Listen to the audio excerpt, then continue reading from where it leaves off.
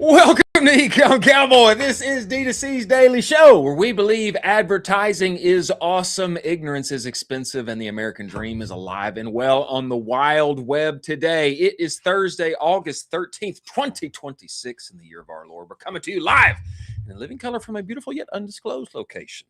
Hidden in the Austin, Texas hills. Are brought to you by Slash, Rocked, After Sale, Sati, Proxima, Universal Ads, Tide, Trend Track, Propel, Rich Panel, Intelligems, Northbeam, Seguno, and Postscript. And boy, have we got a jam-packed show for you today. The McDonald's data dossier has been leaked in some sort. The long and short of it is that they are collecting up to 500 pages of documentation per customer. They know exactly what you want, when you are going to want it, and how unlikely or likely you are to go somewhere else for your delightful Diet Cokes and burgers. We're going to be talking about it. Shopify Builder Sundays. Is there something to take away from all of this that they are doing on the weekends? Methinks I would like to see a D2C Ecom house WeWork version of this in Austin, Texas. I know that much. The NFL Eagles, some would say fly, Eagles, fly. They are experiencing a little Ecom trouble here, ladies and gentlemen. There is a murder that has taken place, okay? There were a few Eagles involved in said investment. Maybe some people got tricked by a few dashboard screenshots. I don't know. We're going to get into it. Alix Earle, CPG bets. She continues to win everywhere in every way. We're going to be joined by Jimmy Kim, founder Commerce Roundtable, and Cody Wittick, founder of Kynship, here at the top of the show. Also going to be joined by Oliver Brocato, founder of Bustem, knower of ball from Tabs, and now Bustem lore inside of our space, going to be joining us on the show, as well as Bryan Bumgardner for our Northbeam weather report. As always, I am joined by my partner in crime, Colin Dougherty. Colin, run inside this show. Get in here. I went one button down for you today. Kind of be like you. Now I kind of want to button back up. You think I should go one more? Top shelf there. Are you with me? Are you like, what's going on? Oh, sorry. I'm so biblically locked in. I had to jump out of it. I've just been so locked in these days. Well, I'm glad that you were able to unhook yourself from the matrix and join us on the show today. I do have to say you have been productivity mogging me, which I am bound to catch up. Maybe I will win. You have to unhook from the matrix. Yeah, you have to unhook. Tate says. From the Matrix. I believe coming in first here to join us at top of the show is the one and only Jimmy Kim, founder of Commerce Roundtable, knower of ball, congregator of peoples. Get it? Oh, ow, and Cody. Cody. Wow. We got both. Wow. Cody, I wanted to This is like the third time that's happened. I was trying to clap you in singularly as well. Welcome to the show, gentlemen. Jimmy, Cody, great to see you. Welcome back. Thank you. Thanks for having me. Thank you. Always great to be here. Jimmy back from Hawaii, on his way to San Diego very soon for Commerce Roundtable and such. What's the countdown now, Jimmy? Are we 40 days out? We're like 38 days, I think, now at this point. We're getting there close. It comes fast, man. Crazy. Wow. Cody, will we see you there? Are you coming, sir? I don't know if you'll. No, maybe not. I got a 4-month-old. You know how that is. All right. I do. I've had a few children. I will say your mustache looking incredible. Congrats. Thank you. To you. You've inspired me. Congrats to you on that mustache. Gentlemen, top of the show here, the McDonald's data dossier has been released. This coming to us by way of an article by Wired. Okay, and we see the original post here. I believe really it is a repost. This thing is paywalled. I did get access to said article, but this post here doesn't really elucidate what's happening totally. Next tweet, producer Jack. This next tweet from Kate H. Taylor does so much more.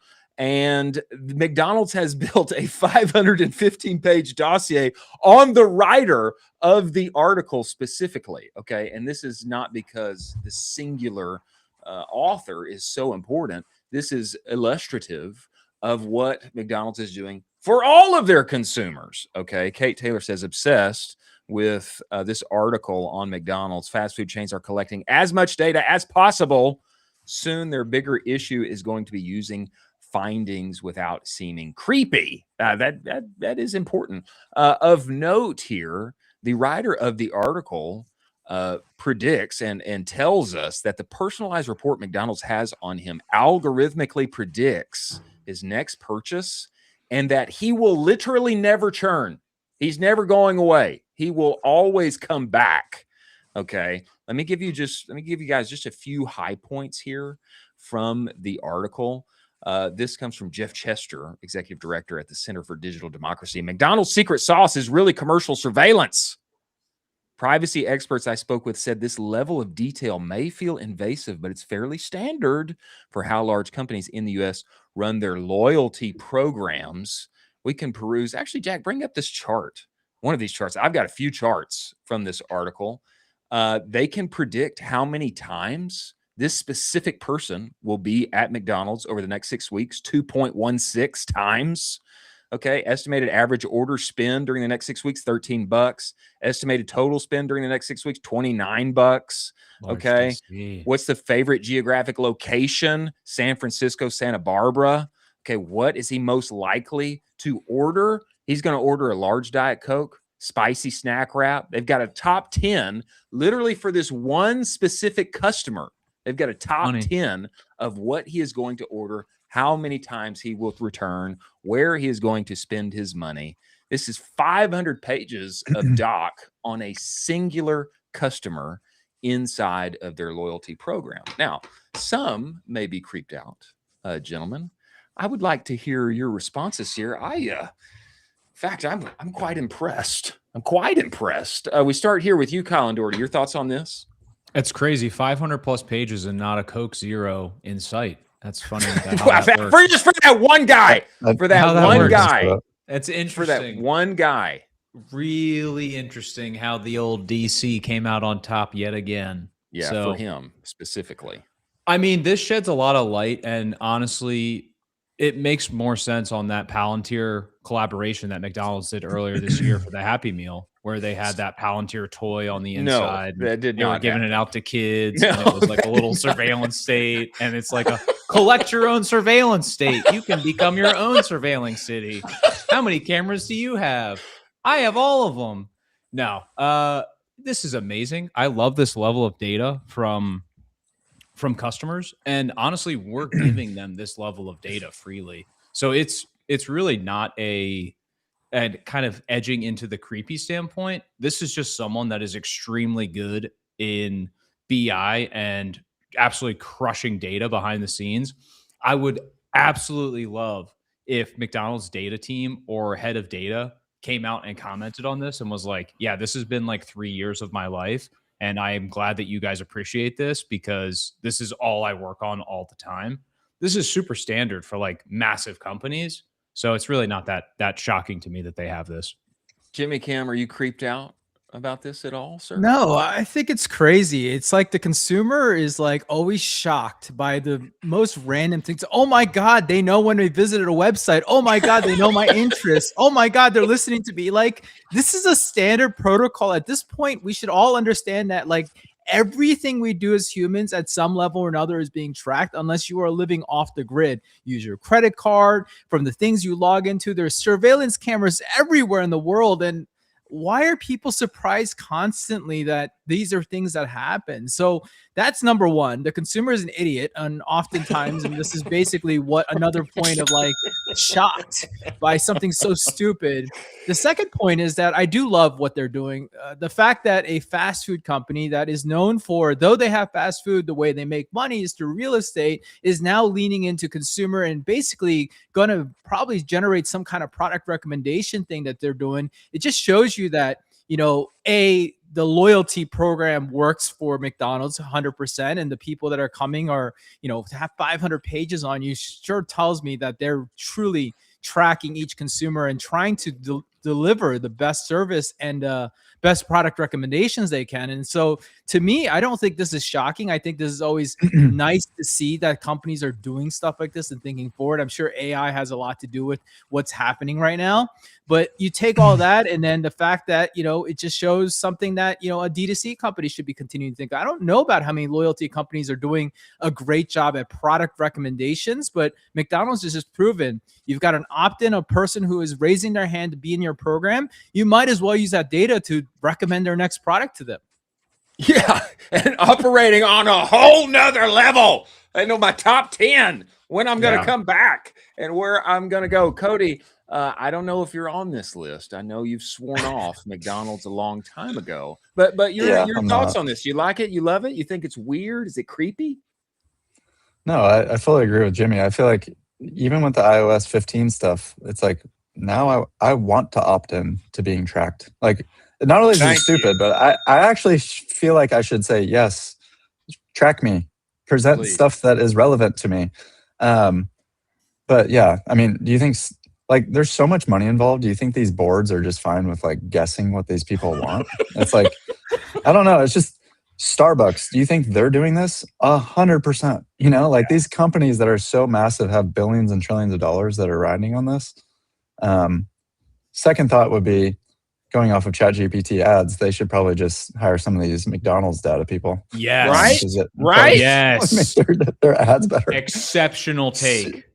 Exceptional take. Points for you. Give me a ding. Points for you on this. I don't know why other people aren't taking notes like this. Yeah. Like, wait, you literally know the top 10 of what they're going to order, when they're going to come back, how much money they're going to spend, what location they're going to come to. Like, is there something who can I steal from that team over there and apply a little business intelligence analytics data magic over here to Chat GPT ads or whatever service, whatever ad platform that wants to become the next latest and greatest alongside Meta? I mean, to me, it's so impressive what these guys have done. I don't think I've ever had anybody write 500 pages about me before. I don't have any biographies out there in the wild, but McDonald's probably has. There's a file back there somewhere. Yeah. And they care enough to know where I'm going and when I'm going and how much I'm going to spend. It's to me, it's like impressive as all get out. I want more of this, more tracking, more personalization, more knowing of ball, more caring for customers. To me, it's an incredible thing. I say more. Yeah. Your O-line coach at Texas had 512 pages on you. Don't discredit yourself, Chris. Maybe so. I want to see my Chick-fil-A file, because I imagine there's just like 5 guys just watching my Chick-fil-A file and being like, look at this guy order another freaking milkshake. Can you believe this guy? And they're just like all sitting at their desk, just like, this guy's just. I love how you said 5 guys, by the way. I know that. Yeah, I'm very meta these days, but I don't do refunds as well. Jimmy, who's got the largest dossier on you? Is there a fast food restaurant out there that has the largest, a larger file than others on you, sir? On me, who would have the largest one right now? I'm not a big fast food guy, man. Wow.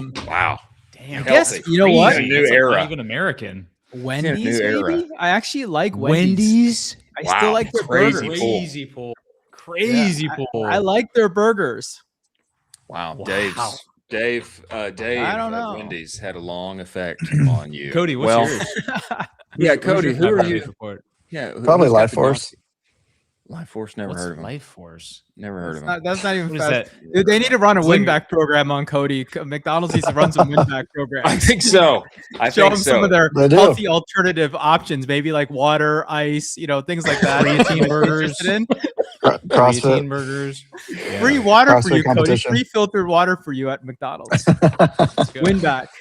Chick-fil-A ice. That's what I go to Chick-fil-A for. Wow. Chris, yours is Chili's. Very underrated.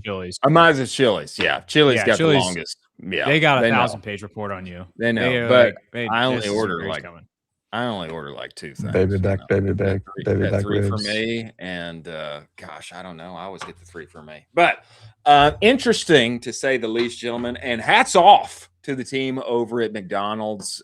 Somebody needs to go and steal a few of these people and apply what they are doing everywhere in every other company. Moving forward, gentlemen, to our stories of the day on our way. A word from our sponsors over at Trend Track. Play it for us, producer Jack. Ladies and gentlemen, if you want to know what's really working right now, not what worked 6 months ago, but what's actually scaling on the market today, Trend Track gives you full access to the marketing playbook of any brand in the world. From every Meta, Google, TikTok ad they run to every email newsletter they send their customers, your direct competitors, the biggest players on the market, is all there. All the market data centralized in one place, refreshed every 24 hours. Go to trendtrack.io and get hooked up with them today. Know what's actually working on the internet. Many thanks for Trend Track being part of the show. Gentlemen, Shopify continues to innovate and do incredible things upon the interwebs. I have heard of Builder Sundays before. So sick. I have heard of it. I believe Harley, somebody spoke about it while we were there at .dev in Canada not too long ago. And this video Harley has just put out, bring this up for us, producer Jack.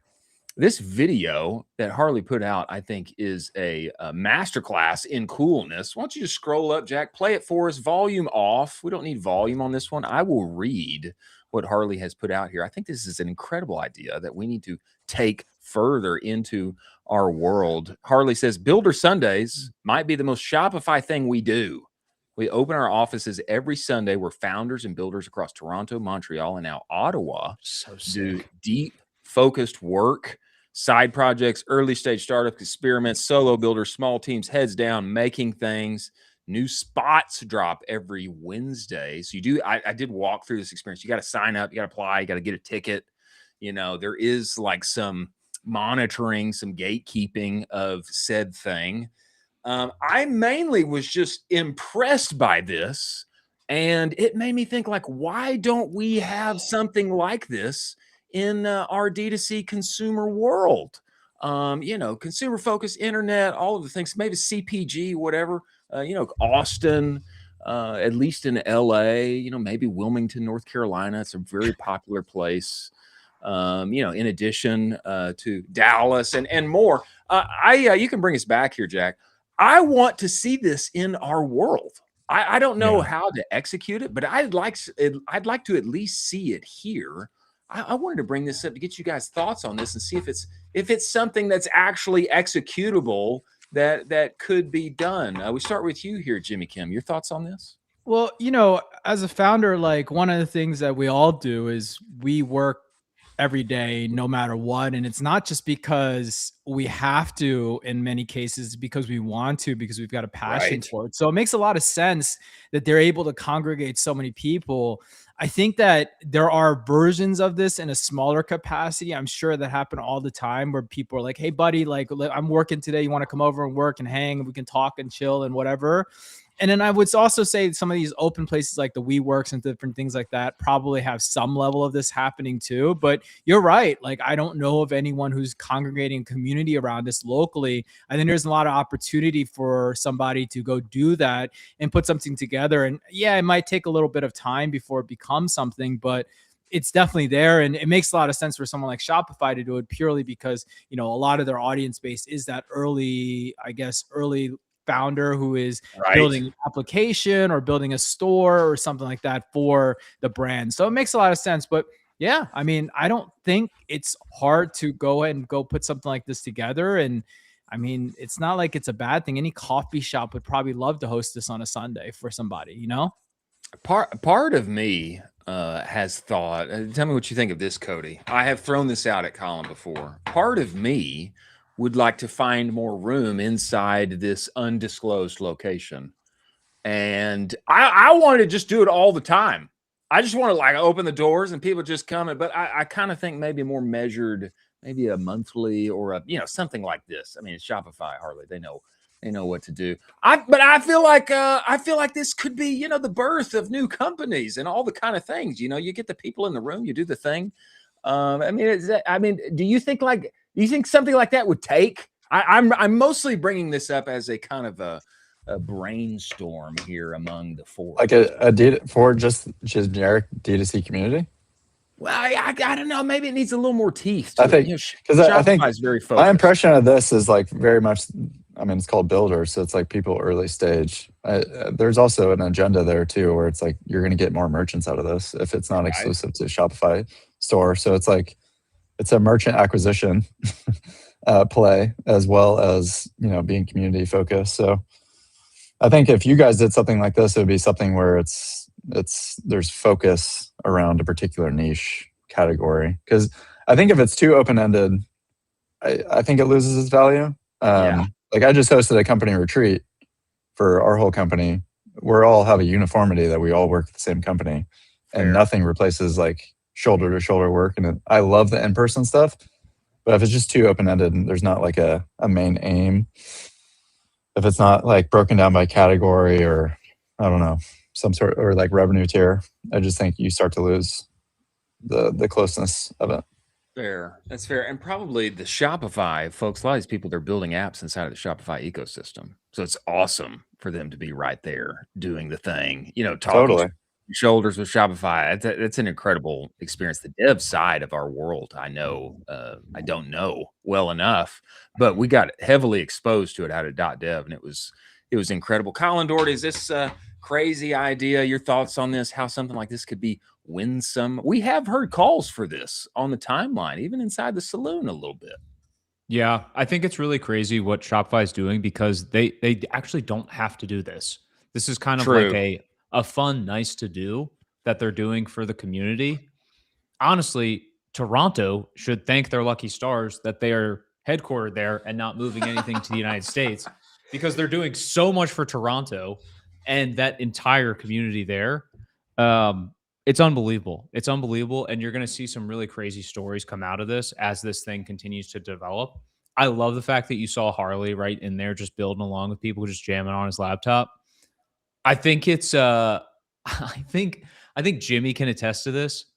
In-person events and activations like this are so freaking hard. Like my biggest thing is like people are making fun of the corgi cafes. And I'm like, do you know how unbelievably hard it is to open up a cafe and then just basically run it? And so it's like, yeah, you could do this, but it's still unbelievably hard. And so like to do it well, to make sure you still have focus on it, you would have to have a person that's like entirely dedicated to this. So it's not just some like, this is clearly an afterthought for them. This is like not really well done and thought out. But in-person events are in-person things that can bump into each other. It's incredibly difficult. And people that like put them on together really, really well, like Jimmy, a great one, you don't realize how difficult it is because the whole thing just flows. And it's like, oh, this is so easy. Like, obviously it's just flowing well. And you're like, no, it's manufactured 60,000 times to make you think it's really easy. It's unbelievably difficult. Jimmy, I don't know. You might disagree. Maybe just I don't think. I mean, easy. It's definitely not easy. It's obviously gotten easier as we've learned a lot of things, but there are a billion moving parts. It's a single launch day or single event that happens, and yeah, as Colin kind of said, like curating the entire day out and ensuring that it feels cohesive, smooth, and is supposed to go there and you're pushing the direction of that event. It's definitely such a challenge, but I'm with you. I mean, there's definitely a lot of thought put into this. There's a lot of energy being put into it. And I think I agree with you a lot on Colin on Canada. I mean, the place where it's not truly what a lot of people would say entrepreneur friendly, they're doing something against the grain, which probably is doing even better for people. I mean, you run this thing, I'm sure, again, in the Bay, in NYC and LA, some of the larger hubs. I guarantee you there's some version of this on a Sunday. You're just not seeing it publicly out there because these founders are working 24/7 and they want to find a place where they can get energized by people working around them. That's really all it is for me, is like, it would be good energy to be around a bunch of people hustling and bustling and feeling motivated that you want to do things. I mean, that is really part of most events. I mean, that's the reason you go to a lot of different events, not only network and learn and all that stuff, but you just gain energy from these things because of that. And I think that is what they're trying to help fuel. So kudos to Shopify. Really cool thing. Kudos to Shopify. Kudos to Shopify. Certainly this thing has teeth. They're doing it up north multi-city now, and the vibes are high. One can tell. Moving forward here, gentlemen, the Eagles fly, may be in some Go Birds. Ecom specific trouble. Ecom specific, okay? I am not making this up.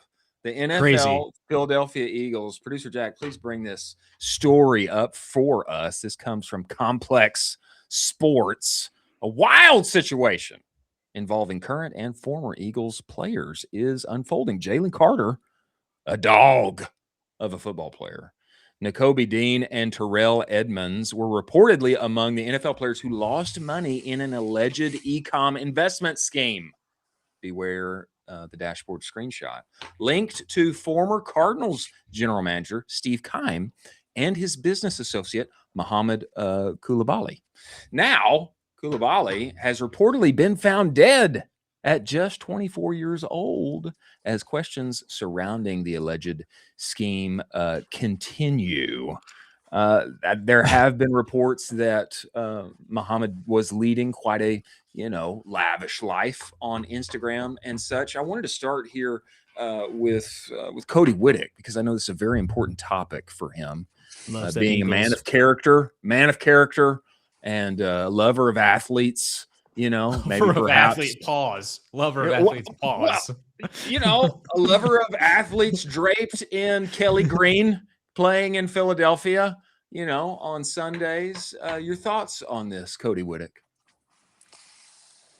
I mean, honestly, who should be accountable is the agents themselves. Like, the players aren't doing this. So it'll probably just come out that the Eagles players didn't do anything wrong, of course, because they're the best team in the league, and they can't do anything wrong. So That's crazy to say they're the best team in the league too. Yeah, but it's pretty wild. It's also not just Eagles players. I think there's like some Giants players, some other articles I was reading, but Really, neither here nor there. I didn't see that on the timeline, Cody.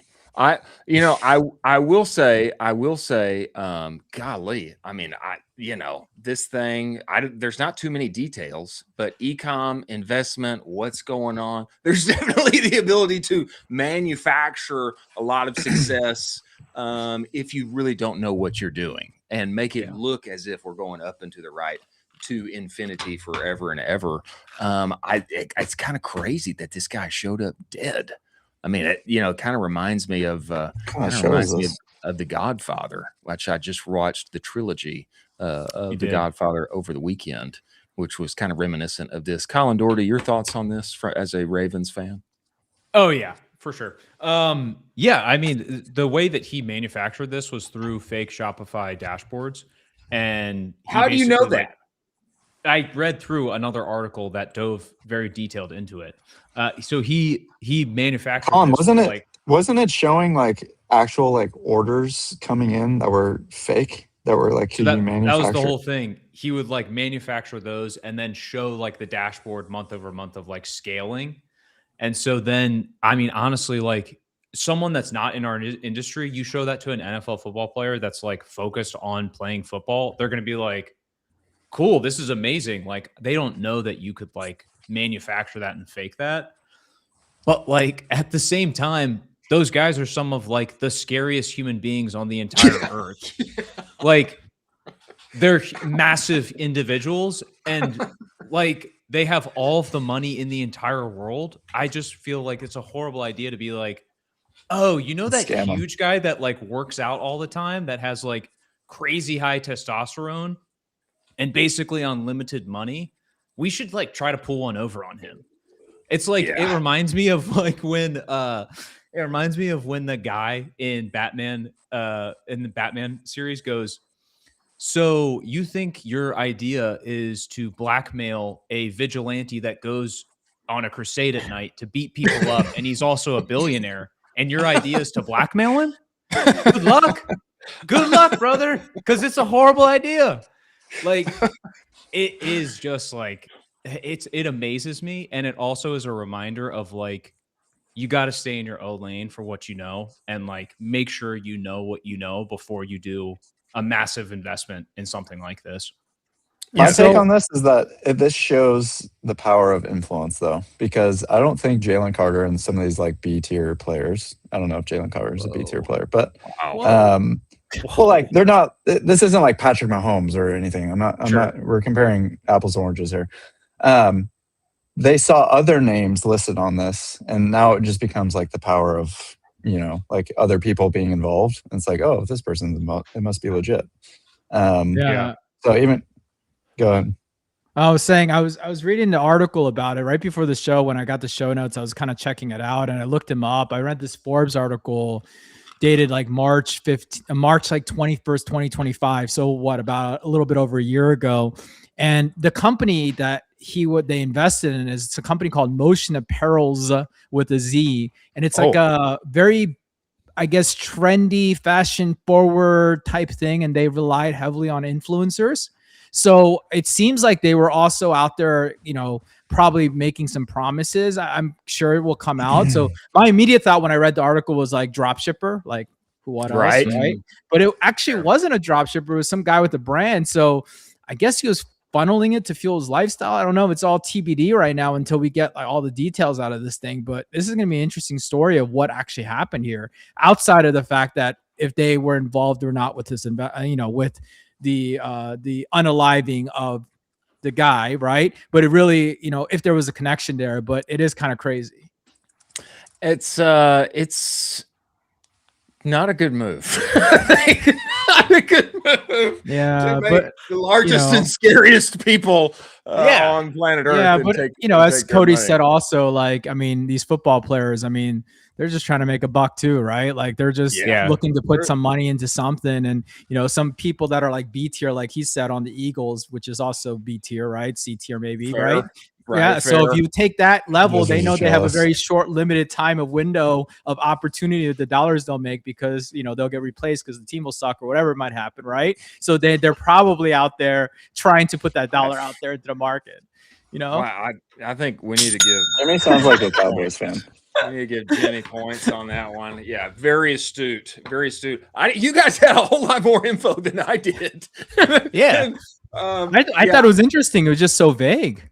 It's very vague. Yeah, this one was very vague, but you guys got a lot more on this. And that's the incredible thing about Ecom is promises great freedom. You don't have to have a doctorate to get into e-commerce and win. You just get on the internet but still the Wild West, very much the Wild West. And there's outlaws, there's in-laws, there's natural disasters. There's all kind of things that take place. And so take note.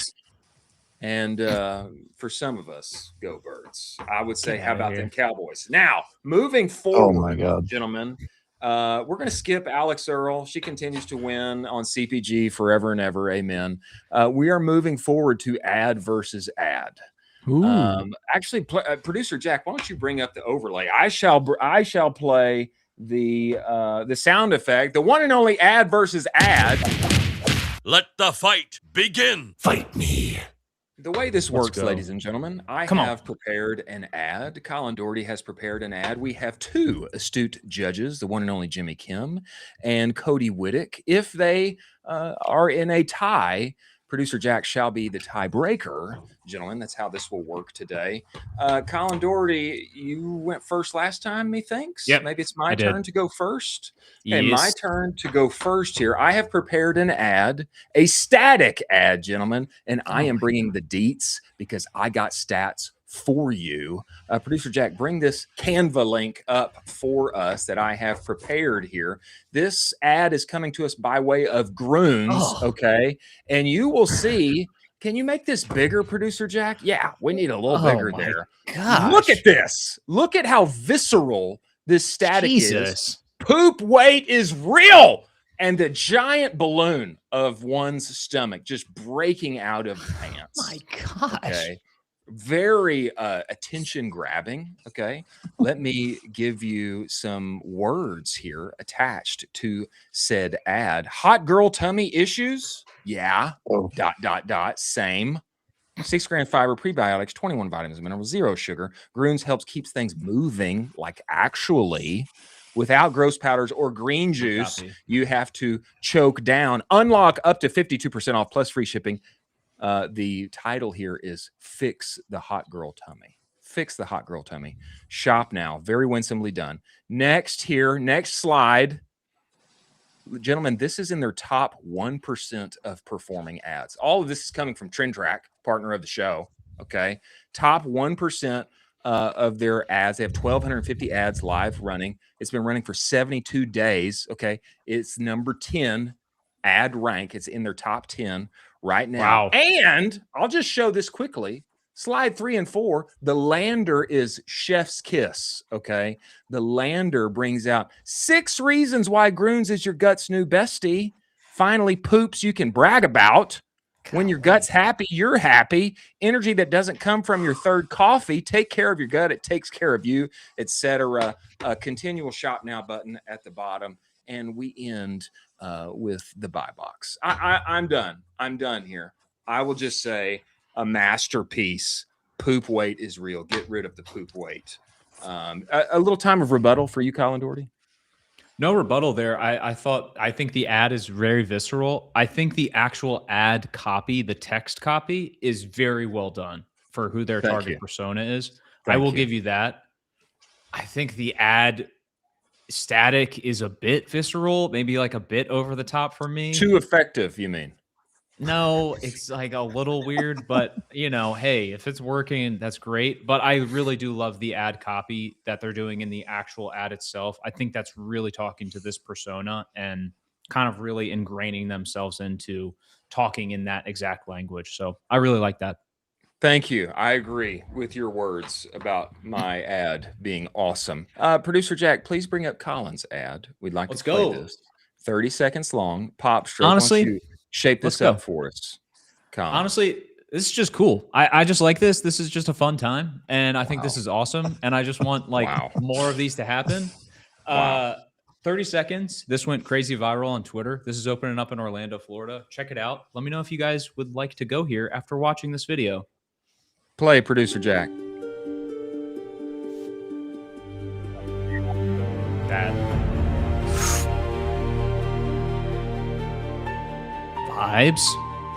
Man, that's a wonderful AI generated thing here. Let's go. Let's go. Are there going to be sharks in the tank? Are there actually going to be sharks in the tank? Just one. Yeah. We're in Florida. Look at that. It's gorgeous. Yes. Okay. Yeah, I think we're done. Top Golf, eat your heart out. Look at that. Just a few notes. I mean, quick rebuttal. No CTA.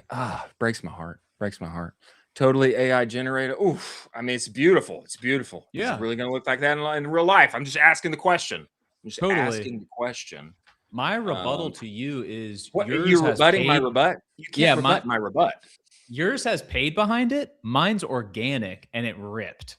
Yeah, so the challenge I'm is just ad saying. versus ad. Challenge is yeah, ad I know. ad. Well, they can take this because it's absolutely crushing on organic, and they can toss this into an actual ads manager, and it will still rip.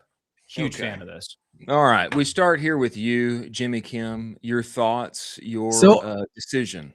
Are we judging just on the ad itself or the entire presentation that you guys have presented? Because there are very different levels. Right. Ad itself. I would. We're looking at it, so I'm judging the video against the static ad and copy, right? The presentation in total. Some of us gave more info than the others. Yeah, I just let my ad speak for itself. I definitely would lean towards the Groons ad, just very purely. Thank you.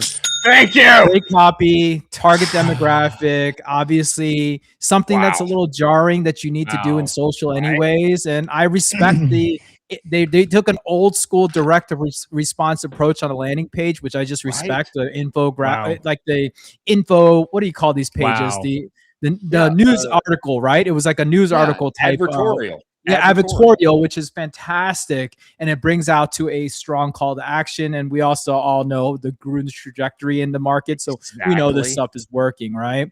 The other ad, it was cool, but to Chris's point, the AI generation thing kind of turned me off, because we've all seen AI generated videos that we talk about these dreams, things like the Fire Festival, for example, and then what we end up actually getting is not the thing that you wanted. So I didn't like that. And then, I'm with you as the marketer in me is like, we've teased it. They've seen a visual of it, but where is it? What is it? Where do I get to it? What do I learn about it? Where is anything about it? There's nothing there. It's just a video that's really cool. And so in coolness factor, the video is very good, but I don't think that as a marketing side, if we're looking at an advertisement, the Grun's ad totally wins. Wow. I think a very astute judgment on your side, Jimmy Kim. Cody Wittick, your thoughts here? I'm just really shocked that a business is trying to take the place of a business that's completely failing, like Topgolf, and trying to present that. Colin, not your best week. Chris, we'll go with Bruins. Wow! I will say the landing page is a little cheating, because he bakes in. He sandbags all this stuff, and then he bakes it out. Let's call it customer journey versus customer journey. That's what he's doing. That's what he does. It's crazy. We got to be ad versus ad. Hey, that's what I'm saying. Some of us availed themselves to the tools available to us. Trend track, okay. Crazy. Top 10, how's it performing? How long has it been running? What's the landing page? Okay. Some of us availed themselves to all of the tools and resources available, and others of us didn't. And I'm just saying, apparently this game thus far kind of feels like NIL. There's just not much rules going around. Wild West.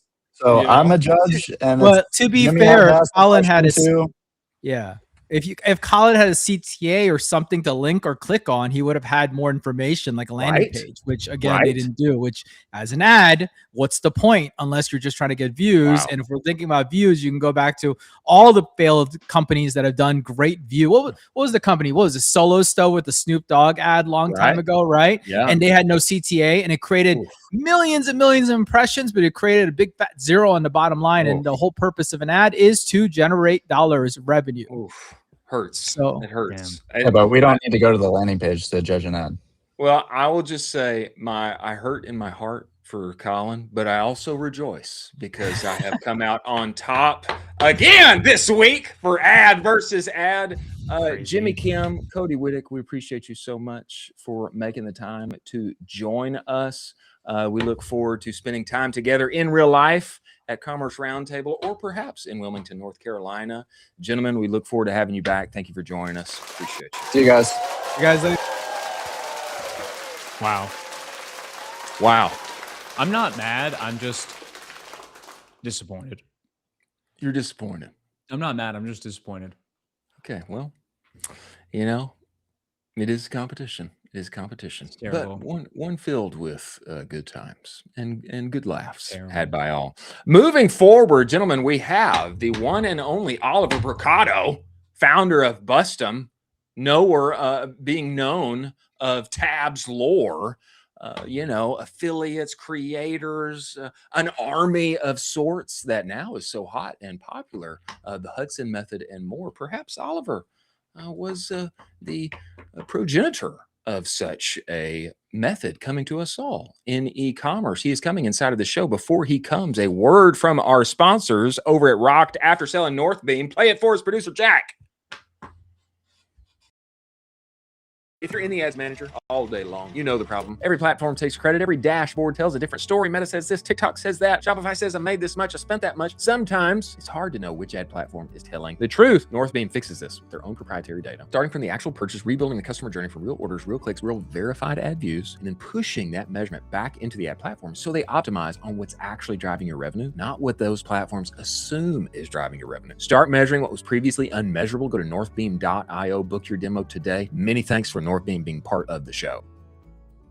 If you're getting 5,000 orders a month and you can sprinkle in $3 to $4 extra on each one of those without touching your ads, wouldn't that be nice? Yeah, it would. That's what brands like Olakai, Cozy Earth, Groove Life are doing with Rocked After Sale every single day by adding post-purchase upsells and downsells from the cart through the thank you page, and then stacking an extra 30 to 50 cents just by showing offers from Disney Plus, HelloFresh, Venmo, etc. It's high margin revenue straight to your bottom line. You can be live in minutes. Go to aftersale.com/offers. Truly a no-brainer. Many thanks for Rocked After Sale being part. Coming inside of this show right now is one and only Oliver Brocato, co-founded Tabs, the sex chocolate brand that went viral and made all of the monies in the whole world. He has since exited that at maybe 22 or something. I think that's how old this guy was at the time. It's kind of crazy, kind of wild.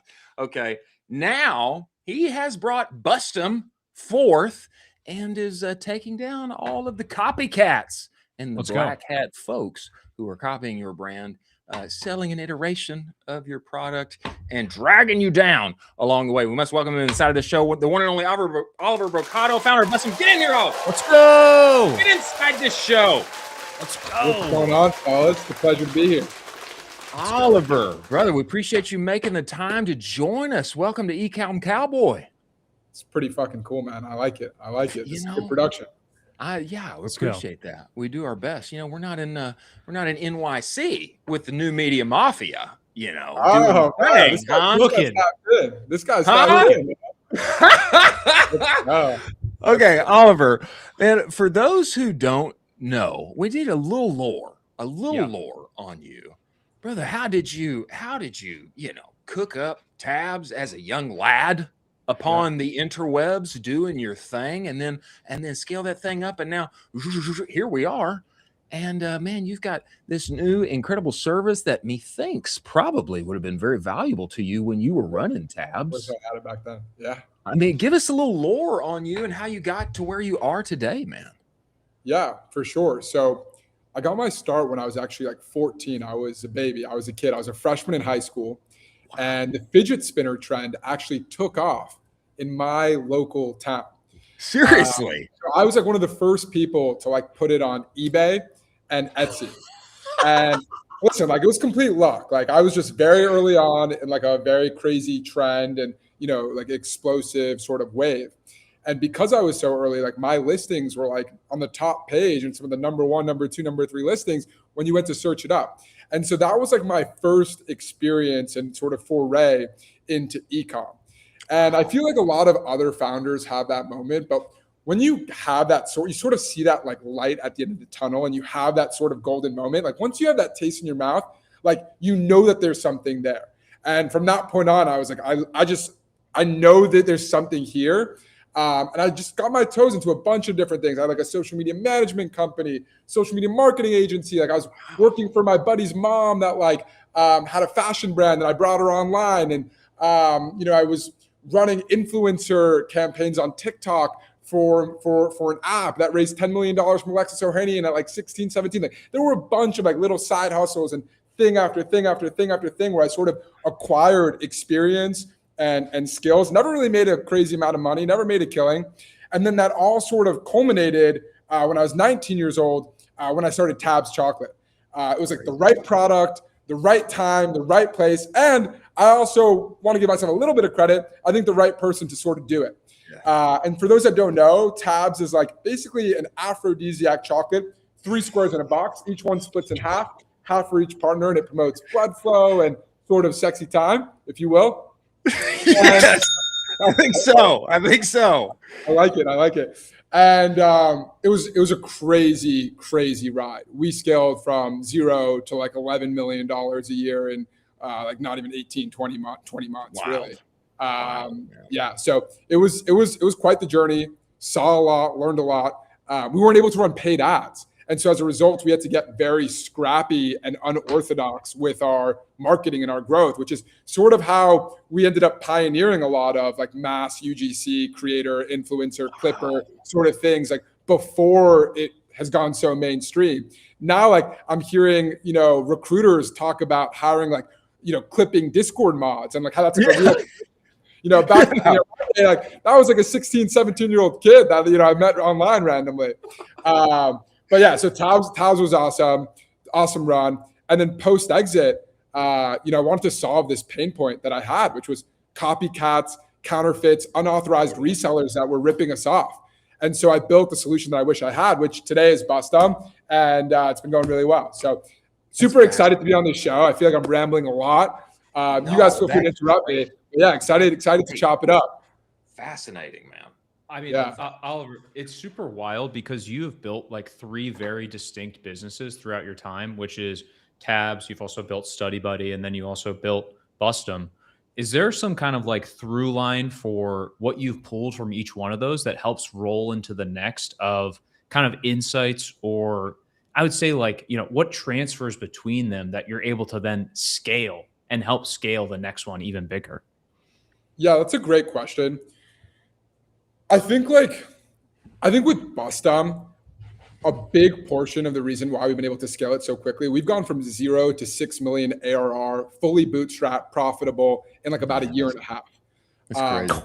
And I think the biggest reason why I've been able to do that is because I'm an ecom guy. I'm an e-commerce founder, right?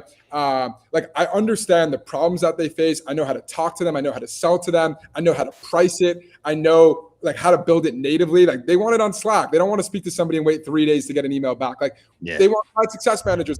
I know exactly like what I need and what I want. And I'm very tapped into the space. And so I think that's been like sort of the rocket fuel on this last business. And I think on top of that is I built a really strong personal brand on Twitter, on X. While I was building Tabs, I was sharing all of the sauce, the marketing strategies, the tactics, what we were doing, what we were seeing, what was working, what wasn't. And I amassed a following. Like I became known as like, this like sort of viral organic TikTok kid. And, people that were way bigger than me, people that were on 8-figure brands, 9-figure brands, like, even some billion-dollar players were starting to take notice. And so, with my next thing with Bustem, I've been able to leverage that asset. And, a lot of people just see the shit posting. I'm shit tweeting like 3-5 times a day. But that's actually been the secret sauce in getting this off the ground. With Bustem, like Twitter is booking over 20 demos a month, and is what got us from, our first 0 to 30 clients and $1 million in ARR in our first 2 months. So I think it's like, it's hard to say in terms of like the tidbits that I'm taking out of each business are different. But I think that I'm just becoming like a sharper, better, smarter founder, entrepreneur. I'm really, really good at growth hacking. I'm very, very good at going from 0 to 1. Now with Bustem, like I'm learning, how to build a team and how to remove myself from out of the picture and be the guy that's doing everything and overseeing every little thing, to now building systems and placing people and leaders that can operate the machine without me. And so I feel like I'm growing so much and really loving what we're doing here. Let's go. Talk to me. Oh, we're getting some feedback here. Talk to me about this counterfeit piece, because, man, it's so annoying. It's so annoying when you have something that's growing and it's scaling, and then you see these like rando, like ripped off. It looks like it came from some other country that's like trying to do your thing natively. And I mean, talk to me about this. I would say my last brand experience mostly was on the annoying side. I think probably just because we had such a lead, but I know that there's other businesses inside of our space. These copycats spin up, and man, they start taking like real revenue away from the momentum of the business. And talk to us about like the problems here and what you see happen when you talk to, 7-8 figure and beyond, the founders that you talk to. What comes out and how do you guys resolve that? Yeah. Dude, it's a massive, massive problem. It's like inevitable. When you make money online and when you start to have success, people start biting at your heels and trying to take a piece from you, right? And this is not like exclusive to e-commerce. This is like anybody that figures something out, that starts a successful business or has a successful idea. It's exacerbated in ecom because there are basically 0 barriers to entry. It is so freaking easy for somebody to spin up a site, to steal your product image and screenshot it, find a supplier, and basically, rip and dupe your thing. And so what we found is basically most brands, once they hit a couple $1 million a year and they're growing and scaling, they end up having this issue. And this issue looks like, it manifests in so many different ways. It could be, counterfeits that are popping up and selling one-to-one sort of dupes of your product. The Chinese are very infamous for this. Alibaba, Temu, Shein, you're going to see listings pop up there. You're going to see unauthorized resellers pop up on marketplaces like eBay, Amazon, sometimes even selling on your ASIN, right? Seriously? Yeah, all the time, dude, all the time. The consumer thinks that they're buying from the brand, but the seller is not the main brand. It's some, third party that's cannibalizing, the listing. Absolutely, that happens all the time. It manifests on Walmart. It even manifests where like people will dupe the brand site one-to-one. We were just on a call with David Protein. That's a pretty niche sort of product and a niche sort of brand. We have like 12 instances of people that have duped their site one-to-one that are selling God who knows what. And think about it from the we'll talk about the damages for the brand, but also let's just zoom out on a humanistic standpoint, just like person to person, like who knows what these customers are getting, if anything. They're getting they might be getting scammed, or they might be getting like some fucking sorry, I don't mean to curse. They might be getting some they might be getting some, like poisonous supplement or poisonous edible product or I spoke to somebody, Aroma 360 hotel collection. They have like a diffuser with essential oil. Who knows what those counterfeit or copycats essential oil really is, right? Like that could be poisoning kids and a family. And then in terms of the brand and the brand impact, I mean, there's crazy amounts of losses that they're incurring due to these bad actors that are out there that are ripping them off, right? It's lost revenue because dollars that should be going into their pockets are going into, these bad guys' hands. And these bad guys are sophisticated. Some of these bad guys are literally running ads on the keywords of the real brand's name. So when someone searches for the brand, they are popping up as number 1, 2, 3, 4, 5 as the top listing. So horrible traffic that should be going to the brand that's instead going to them and stealing sizable revenue. We see that brands could be losing anywhere between 3 to 10% of their top line revenue due to all of these bad actors. So it's a very material problem. So I'd say that's number one is the revenue loss. And then there's other benefits, right? There's reputational risk, bad reviews that the brand's getting. Maybe it's affecting their SEO or their CPMs are driven up because we see a lot of brands, their meta ads get ripped one-to-one and then run against them, which we know Meta's an auction, so that drives the CPMs up. Like it's really, really detrimental. And so what we've done is we've built a solution that is both software and technology and scrapers and AI agents and automation, but then also a team of human analysts, real people that scour the internet to find these bad guys and then get them taken down and effectively removed without having to hire a lawyer and spend 6 figures and 3 years in the court of law. Oh, I love You know what's crazy, Oliver? The crazy part that you mentioned, that last little piece of hiring a lawyer. I have a really good friend of mine who runs, and he's head of marketing at an iconic fitness brand. Iconic. If I said the name, you would know exactly who it is. That is what he has decided to do because he has so many copycats. So they now have a very expensive lawyer in-house that they have to shell out every single time one of these things pop up. And he's like, dude, this guy is so expensive.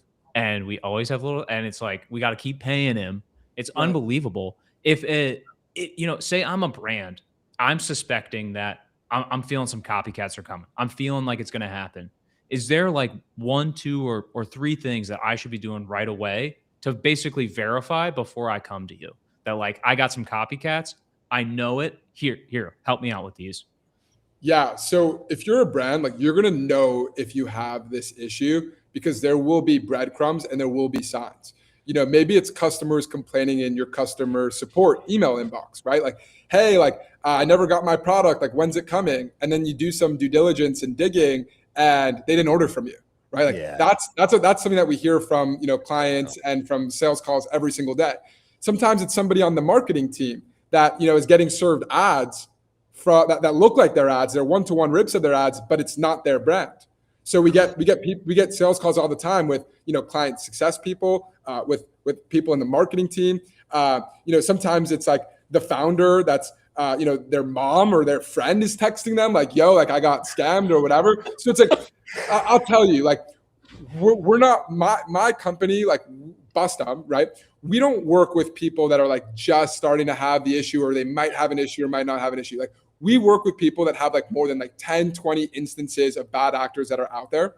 And part of the reason why, to be just fully transparent and lay the cards on the tables, is that brand protection and what we do is not a silver bullet. We do not have 100% success removals. We don't have 100% of takedowns. Our historic average across all of our clients and all the different platforms and submissions that we do is about 75%.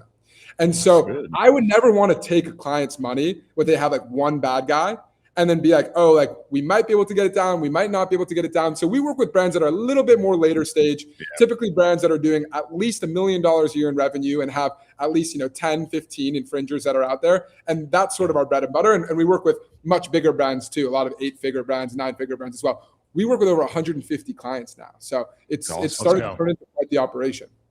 Let's go. Oliver, as you talk here, you kind of, I would say in the most positive sense of the frame and word, you kind of remind me of, it's like the mafia you come to for your justice. It's like I tried to go to the law and, they didn't give me my justice, and I need, make me an offer I can't refuse. I need your help. Let's go. Oliver, my friend. We like to call ourselves the Bustem Sheriff. I think it's a little bit lighter. All right, it's probably better.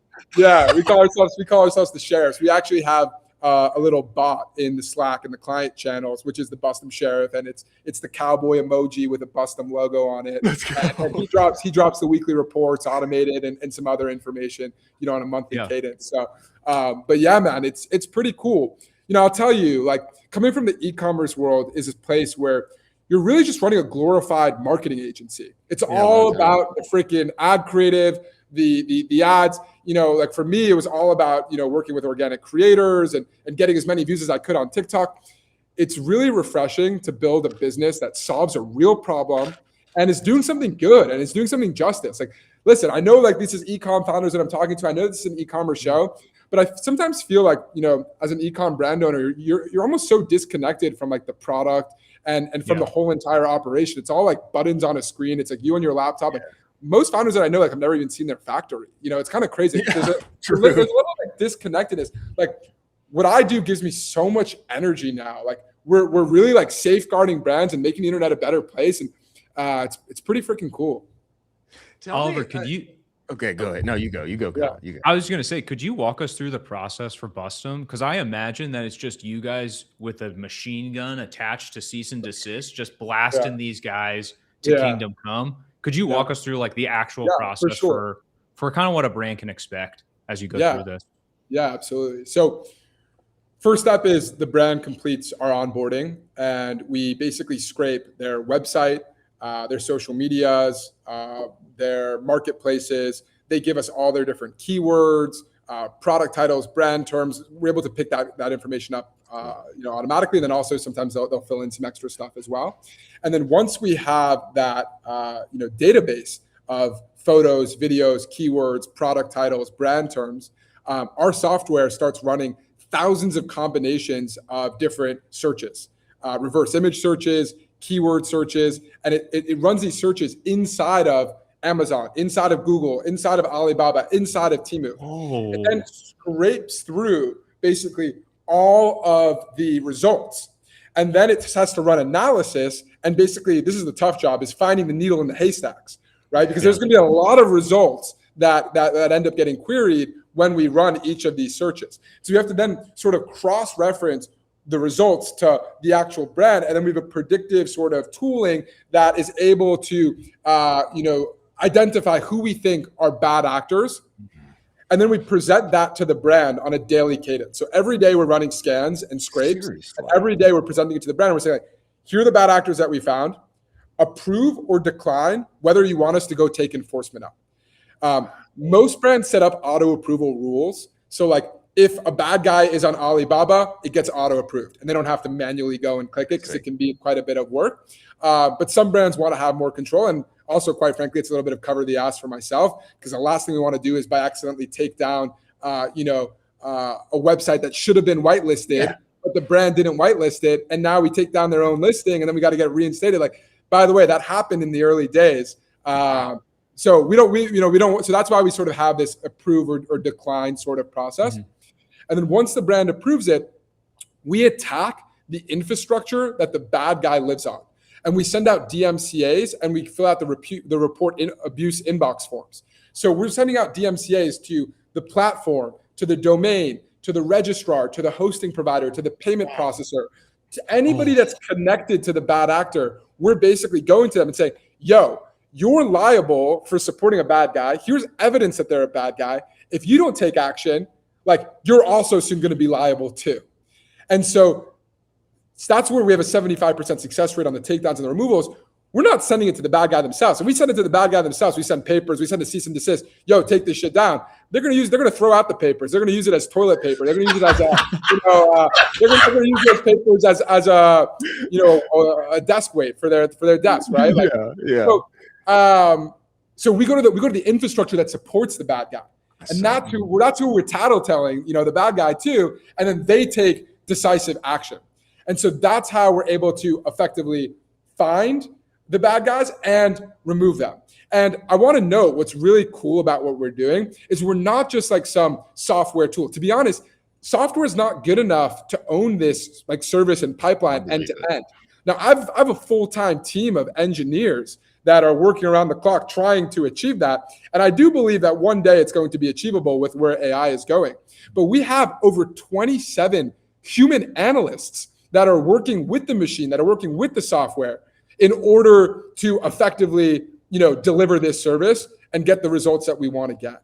And so we're as much of an agency as we are a software company. Yeah. And every single client gets a Slack channel, gets a client success manager, gets weekly reports, monthly reports, quarterly reports. We have a whole entire dashboard. But like, it's a very sort of sophisticated product that we've created, which also I think gives us a lot of defensibility because some 17-year-old with a laptop can never vibe code what we've done, right? There aren't 100 players that we've done. Like, there are very, very few. And I think we're the biggest one in terms of, that service the ecom space.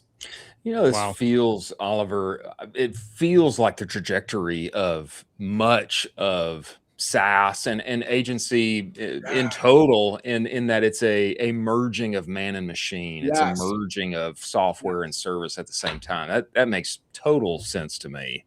When I think about what you are doing, so first of all, when it came up, I was like, man, that's so interesting. I don't know anybody else that's doing this. I mean, to me, it seems total blue ocean. Like maybe somebody somewhere is like, maybe somebody else is doing it. I don't know who they are. I mean, as far as I'm concerned, man, if I want some help getting the copycats down and getting my justice, you go to Bustem. I mean, this seems very blue ocean, Oliver. It is. It's absolutely a blue ocean. I've been in ecom, like I said, since I was 14 years old, and I scaled an 8-figure brand. I knew all these ecom guys, and nobody had ever heard of any product or service or offering.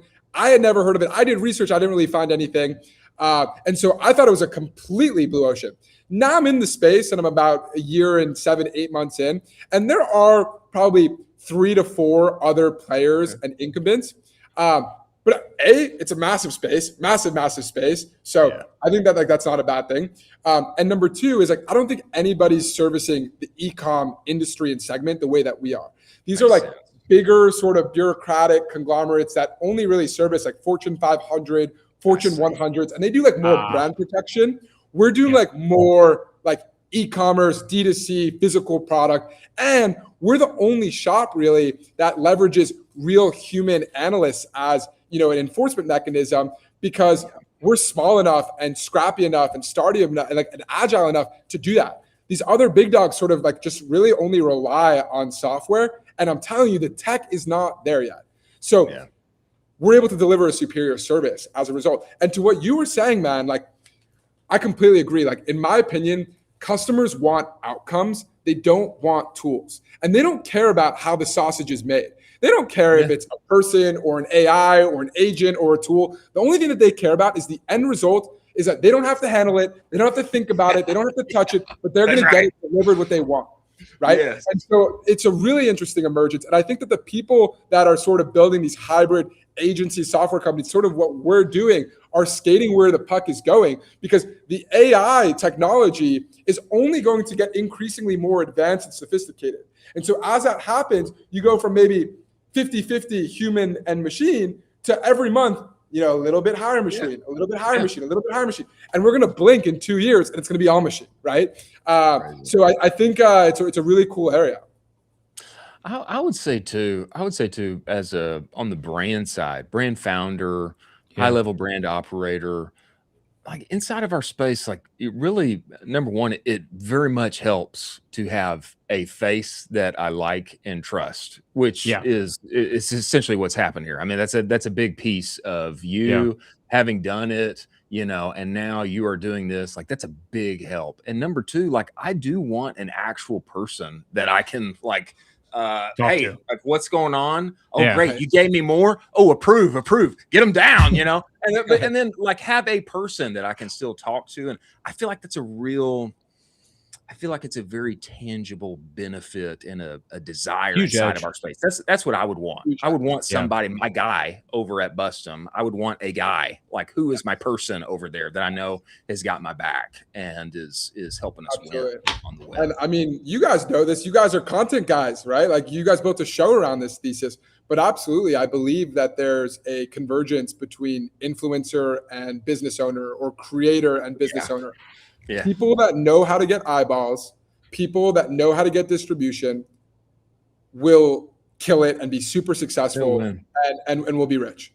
And it doesn't matter, like what space they're in or what field they're in or what niche they're in. Like that skill set of being able to build a following and being able to sort of understand how these algorithms work and maximize the number of impressions that you're getting. Like it is a cheat code to building a business and speed running to success. And I did this with Tabs on TikTok. I'm now doing this personally, as a personal brand and founder on Twitter and X. We're now breaking into LinkedIn, and I'm building an entire content team. We're even hiring a full-time creator that's going to be crushing on Instagram and YouTube. I don't know if you guys have heard of Maxwell Copy. Shout out. You guys know Maxwell? He was just on the show. He's a stud. Dude, his agency does over $1 million a month through his Instagram and YouTube. Holy fuck. It's crazy. It's crazy. It's crazy. So I mean, I think if everybody knows like the power of influencer and social media for consumer brands, right? There's like Logan Paul and Prime Hydration and The Rock and the whatever tequila brand. We're now starting to see an age of influencer creator paired with more traditional businesses. Victor Cardenas from Slash, who I see is sponsored. He jumped out of a freaking plane and parachuted out of a plane, showing his demo of the new feature that they're rolling out. He runs a freaking bank. Could you imagine Jamie Dimon from Chase Bank, jumping out of a plane, man? Right? So I don't know. I think like we're like that's a big bet that I'm taking building this business. Is I think like traditional businesses, boring businesses, B2B businesses are also going to have to be going all in and adapting to content and to getting eyeballs. And the ones that are successful are going to be, or the ones that are successful at that are going to be very successful overall in business as well. Yeah, I agree. Oliver, I mean, jumping off of that, we got to talk about the media mafia. We got to talk about you guys, the squad. The squad that is running media right now. Can you dive into this? What is the status of the squad today? Also, what is the media mafia excited about in the back end of 2026? What are you guys pumped about? Is there like some elusive group chat that no one else can get a part of? We got to dive into this. We got to peel back the layers of the onion here. We do. Absolutely. So there are two really close friends of mine that I'm sure you guys know, Matt Epstein and Josh Sucks. I met Matt Epstein when I was probably 17 years old. I was skiing in Vermont. He cut me online, and I started giving him shit for it. And we ended up riding the chairlift up together. We became best friends. He was running an Ecom brand. I was doing stuff in Ecom. We became brothers. And by the way, at that time, we both did not have any tremendous amount of success or accolades or numbers behind us or employees or team. It was two kids that were very, very obsessed and passionate about ecom, and also connected on a deeper level too. Josh Suggs was best friends with one of my close family friends that I grew up with. And when I dropped out of college and I needed a summer intern that understood content and understood the content game, he was the first person that I thought of. So Josh Suggs was my intern at Tabs back in the day. We lived together. We lived together on a mattress, in a shitty apartment in Miami, and we became brothers. So that's sort of how it started. And long story short, I ended up basically paying Josh to make street interviews for one of my businesses, $1,500 a month. He was a college kid studying abroad. It was all the money in the world to him.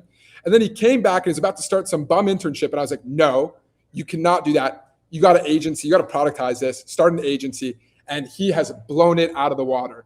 He's gone bigger than I could have even imagined. And all my hat to him and all the credit to him. I mean, they are killing it, working with hundreds of brands at an 8-figure sort of run rate. And it's insane to see his success. So the Media Mafia was me, basically Matt and Josh. And then all of a sudden, this 19-year-old kid, Seamus, came into the mix. Let's go, Seamus. You guys know Seamus? No, I don't know Seamus. You guys don't know Seamus. 19-year-old kid, and he runs a LinkedIn ghostwriting agency for founders. And young killer, super ambitious, hungry, cool dude. And he was kind of the next edition. And then there was this guy, Nathan, who runs basically growth for newsletters. So he works with the Points guy and Jay Shetty and Cody Sanchez and all these other big people. And he helps them grow their newsletters. He's a crusher, super smart kid. He went to UPenn and worked in consulting and was killing it. And then he's I want to do my own thing. And he came from nothing, literally single mother, poverty. He's an unbelievable guy. So Nathan sort of joined the mix. And then our buddy JT, who his family started a popcorn brand called Pop Daddy. I don't know if you guys have heard of it. They're pretty big, Pop Daddy. They're pretty big. Wow. It's flavored pretzels. It's flavored pretzels and popcorn. Awesome. And then he sort of took them to TikTok Shop and grew them to millions of dollars in a month on TikTok Shop. Started a TikTok Shop agency. So then he joined the crew. And then, over time, it's just sort of started to slowly expand. We're young, amazing, talented, smart, ambitious, driven guys, sort of started to join the crew. And we started off by working out of a co-working space at the gym at Chelsea Piers in New York City. And then we all got an office floor together. And now since then, we've all expanded and most of us have taken our own offices. And there are a couple of floaters that work out of different spaces still. But it's an unbelievable crew. Every single month, we all share our revenue and profit, and we have an earnings. Let's go. Yeah. More. We have a leaderboard of ranked from highest to lowest, where every month everybody shares their metrics, and then we go for a nice dinner. So that's a little tradition that we have. But I think it's really sort of the idea that iron sharpens iron.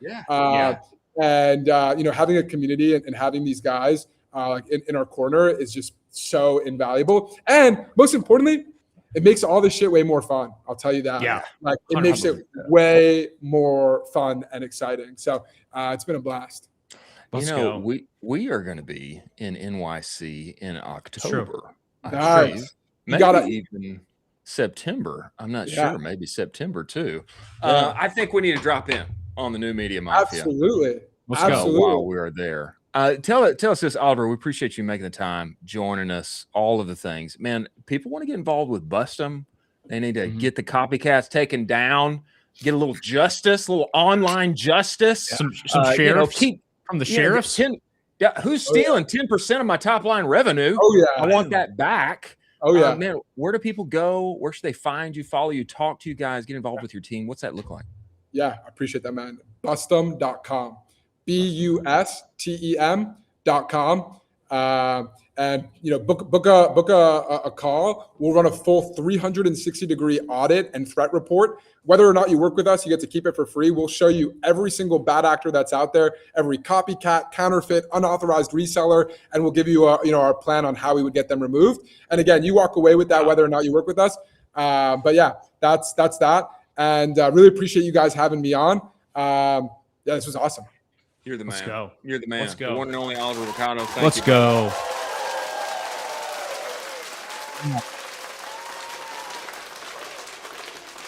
That is, I mean, because you're into The Godfather right now. That is an offer you can't refuse. That is an offer you can't refuse. Just to have that entire basically report and be like, hey, what's up? By the way, you got like 10 people that are taking money from you. Do you want to do something about it? Make him an offer he can refuse. Oh, not the jowls. Not the jowls. You got to do the jowls. Yeah, the jowls is the hard part. Make him an offer he can refuse. Jack's seeing this. She's upset. This is, it totally is an offer you can't refuse. Like, why wouldn't I want to know that? Like 360 100%. Degree. Like, also, who are the bad actors? Who's doing what where? That makes all the sense in the world. Also, an incredible, we always say on this show, you want to do things that you can give to your boss and be like, how smart am I? Look at how smart I am. Exactly. You can literally do a demo, get the report and be like, hey, boss, man, do we want like 8-10% top line back? Like, here you go. Yeah. We can just do this. It's like a button, and then it will just integrate with Slack. And then he's like, wait, what's this? Who's this smart fellow that keeps bringing me this stuff? Right. We like him. Let's promote him. It's a great move for a director of marketing, for a director of e-commerce. You just go and let me have a little talk with the Don out in New York City, Don Brocato. Don Brocato. Let me get that report. Hey, boss, let me look at what we got here. We got some bad actors out there stealing anywhere from 3 to 10% of our top line revenue. Boss, it's not right. He says, so we need to get involved with these people. That's super smart. Super smart. Makes you look great. Makes you look great. Also, you pay for yourself in that. So if like if you're able to get 3 to 5% back, say your salary is X and you get 5 times that back, immediately you're like, wow, this guy's worth it. He just found that out in like a week. He paid for himself 5 times over. Amazing. Let's give him a little bonus. He deserves a bonus.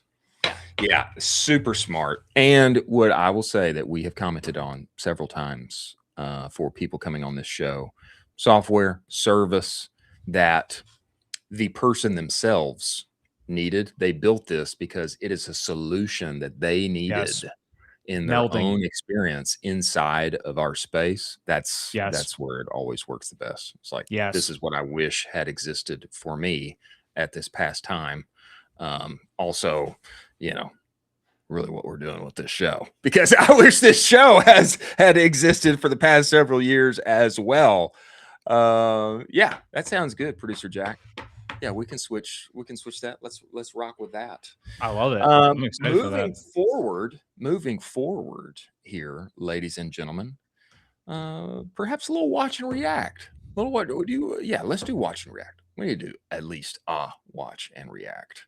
Moving forward to said watch and react, on our way, a word from our sponsors over at Propel and Seguno. Play it for us, producer Jack.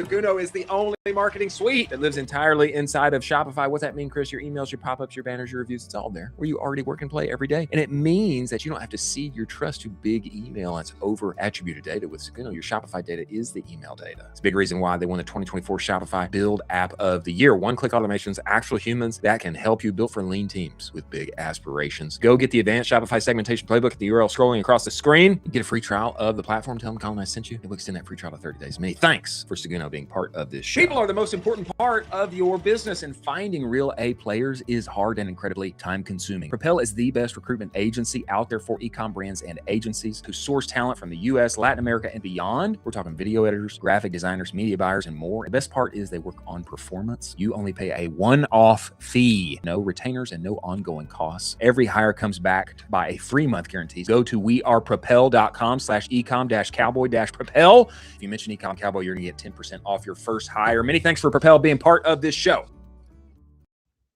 We all remember the live streams of the Figure Helix robots. I believe is what it was called, Figure Helix robots. I believe if I'm incorrect, it's at least Figure robots. There is a new incumbent, a new challenger upon the scene to become your automated back of house, warehouse automated helper. Perhaps we shall see this bot inside of all of our 3PLs, friends, businesses, in the back house of all of the D2C brands who are fulfilling for themselves. This comes to us by way of Simon Kalush, and this bot is the X Square. It's the X Square bot, I believe. And we need to play this. I just want you to see how fast this thing moves.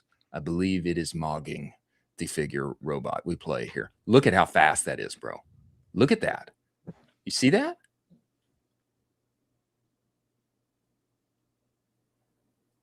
I mean, we got more speed than what we were seeing our friend Rose and Bob do, okay? Moving at 1,800 packages in the same amount of time that the Helix or the Figure robot was doing 10 to 1,200. I bring this up because it was of great interest just a few weeks ago. I mean, it seems like you're unconvinced. I will say that this is like, is this thing stationed where the Figure robots are able to move around? Like the case. It's a humanoid body, so it can actually go get other stuff. It can pick up other things from across the room. I mean, if we're talking like standalone parcel sortment from like a 5-foot radius, yeah, this thing mogs. But from like a more in-depth, rich environment, I mean, look at the Figure. The Figure's like, it's a full-on, basically it's a person, and that guy can move around. Yeah, even though it's a little bit, a little bit slower, it can go around, pick up other stuff, move other things, go to different machines. This is stuck on one machine.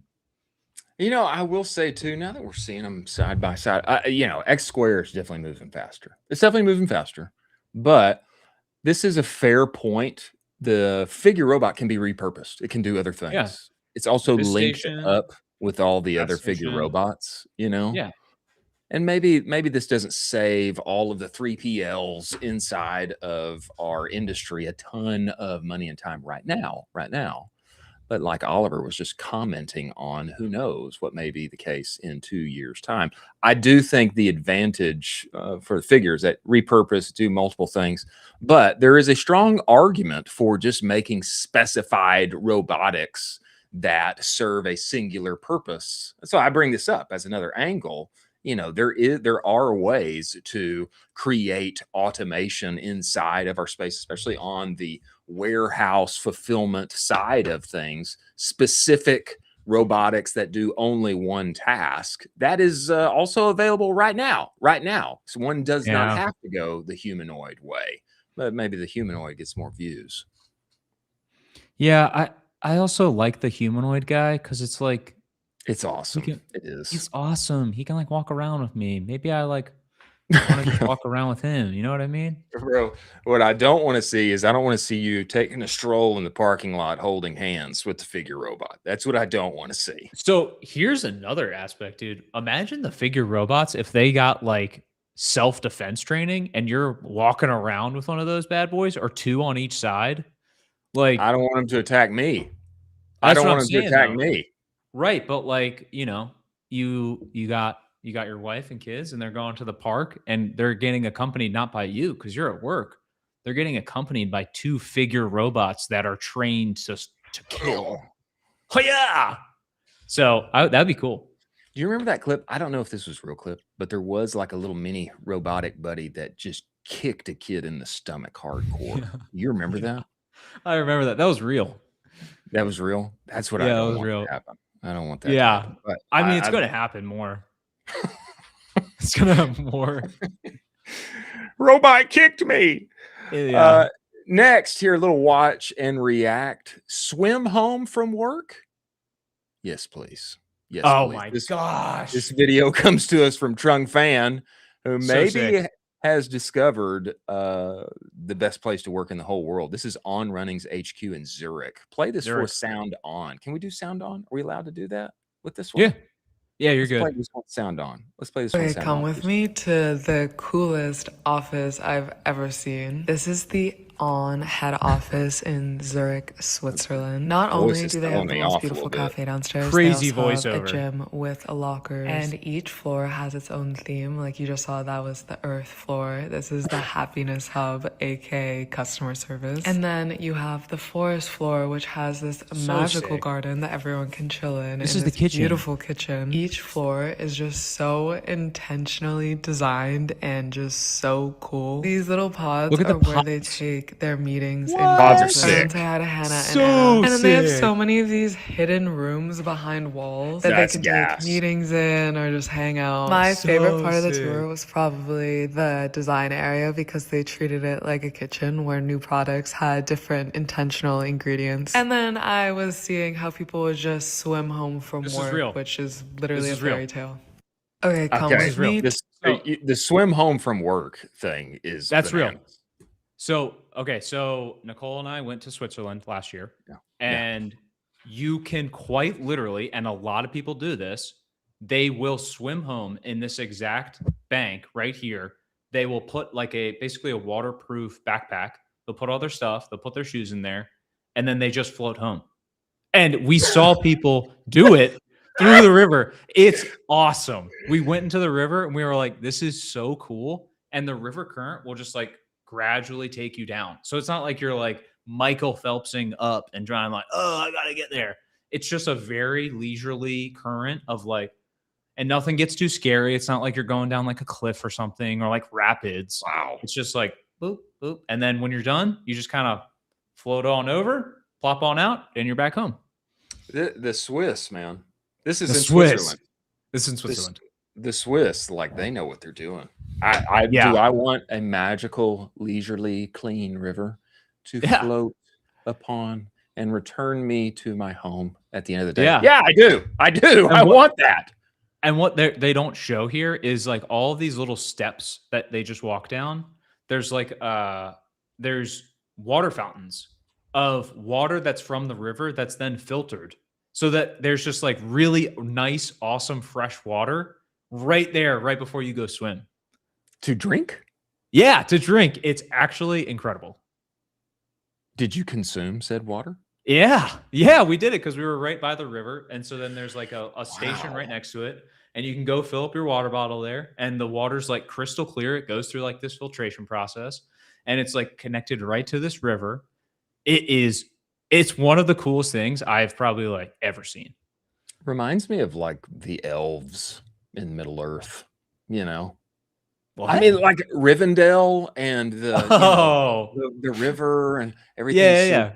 Clean and it's so Yes. magical, Super clean. you know, and like all of the rivers here, you know, all the rivers, Yes.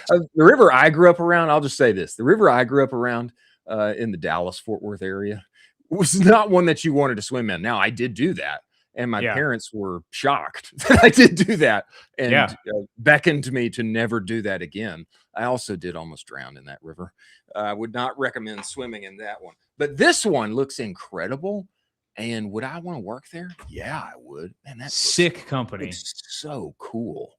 Sweet company, incredible product. You're working on some of the coolest running shoes in the world.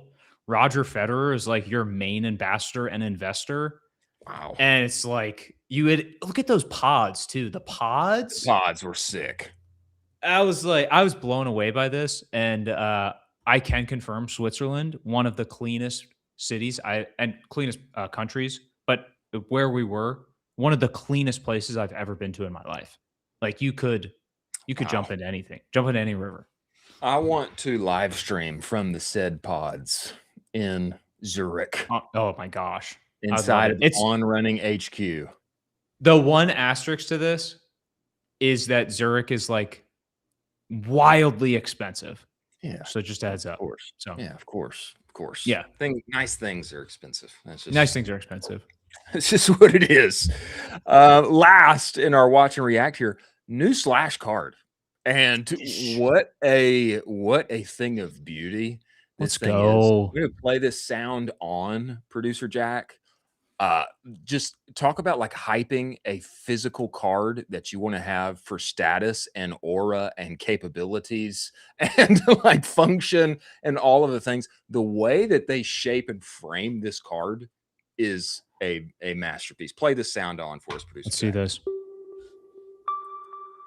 To craft a payment instrument this singular, we had to rethink the very nature of value.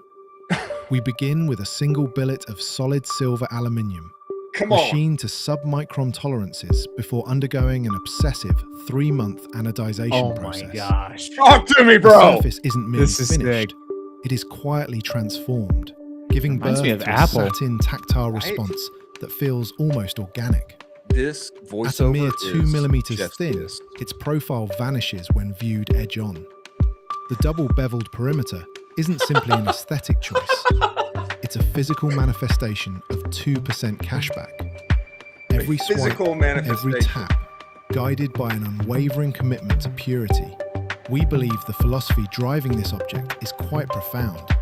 It doesn't just sit in your wallet, it redefines the space around it. Bro. So clean. Do you want one of those? So clean. Unbelievable. course you Great do. job. Yeah, those are so clean.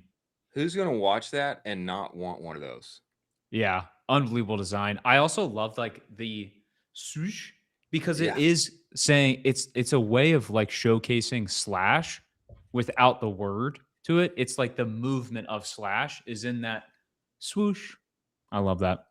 To me, the fact that they did not dive into what are like the 30 benefits and beyond of working with Slash, presenting sponsor of the show, the fact that they did not work in like the 30 some odd features and benefits that they could have and just focused on look at the aura maxing capabilities of this card. Look at how we make this card. It is a physical manifestation, a physical embodiment of 2% cash back. And, it transforms everything around it, your wallet. And it's not aluminum, it's aluminium. I mean, it just the voiceover, all of it is like chef's kiss. Well done. It's extremely well done and thought out. I think that is kind of a testament to the team over there. Is they're doing things that are well done, thought out, and cared for by the end consumer. And how do you stand out in banking and finance? Like how do you do that? Be cool. You do it with stuff like this. You be cool. Yeah. It's like I want to have that card. Yeah, you'll never see that from like a Wells Fargo. I'll tell you that. No. Wells Fargo's not on that level. Moving forward to some great finds before the one and only Bryan Bumgardner comes inside of the show. A word from our sponsors over at Tie and Postscript. Play it for us, producer Jack. There's a reason when people make a switch from whatever SMS partner they have at Postscript, they see a plus 22% increase in SMS revenue on average. Now, I didn't see that. I saw a whole lot more. We went from making very little money on SMS to being the top 1% account in their entire platform inside of a year. And the secret is I just did what they said. And what they are saying is that you're leaving money on the table and your customers text you back. Go get the conversation report, direct-to-consumer.co/the conversation report. The good news is Postscript's AI shopper can now have one-to-one conversations with your customers at scale. Many thanks for Postscript being part of the show.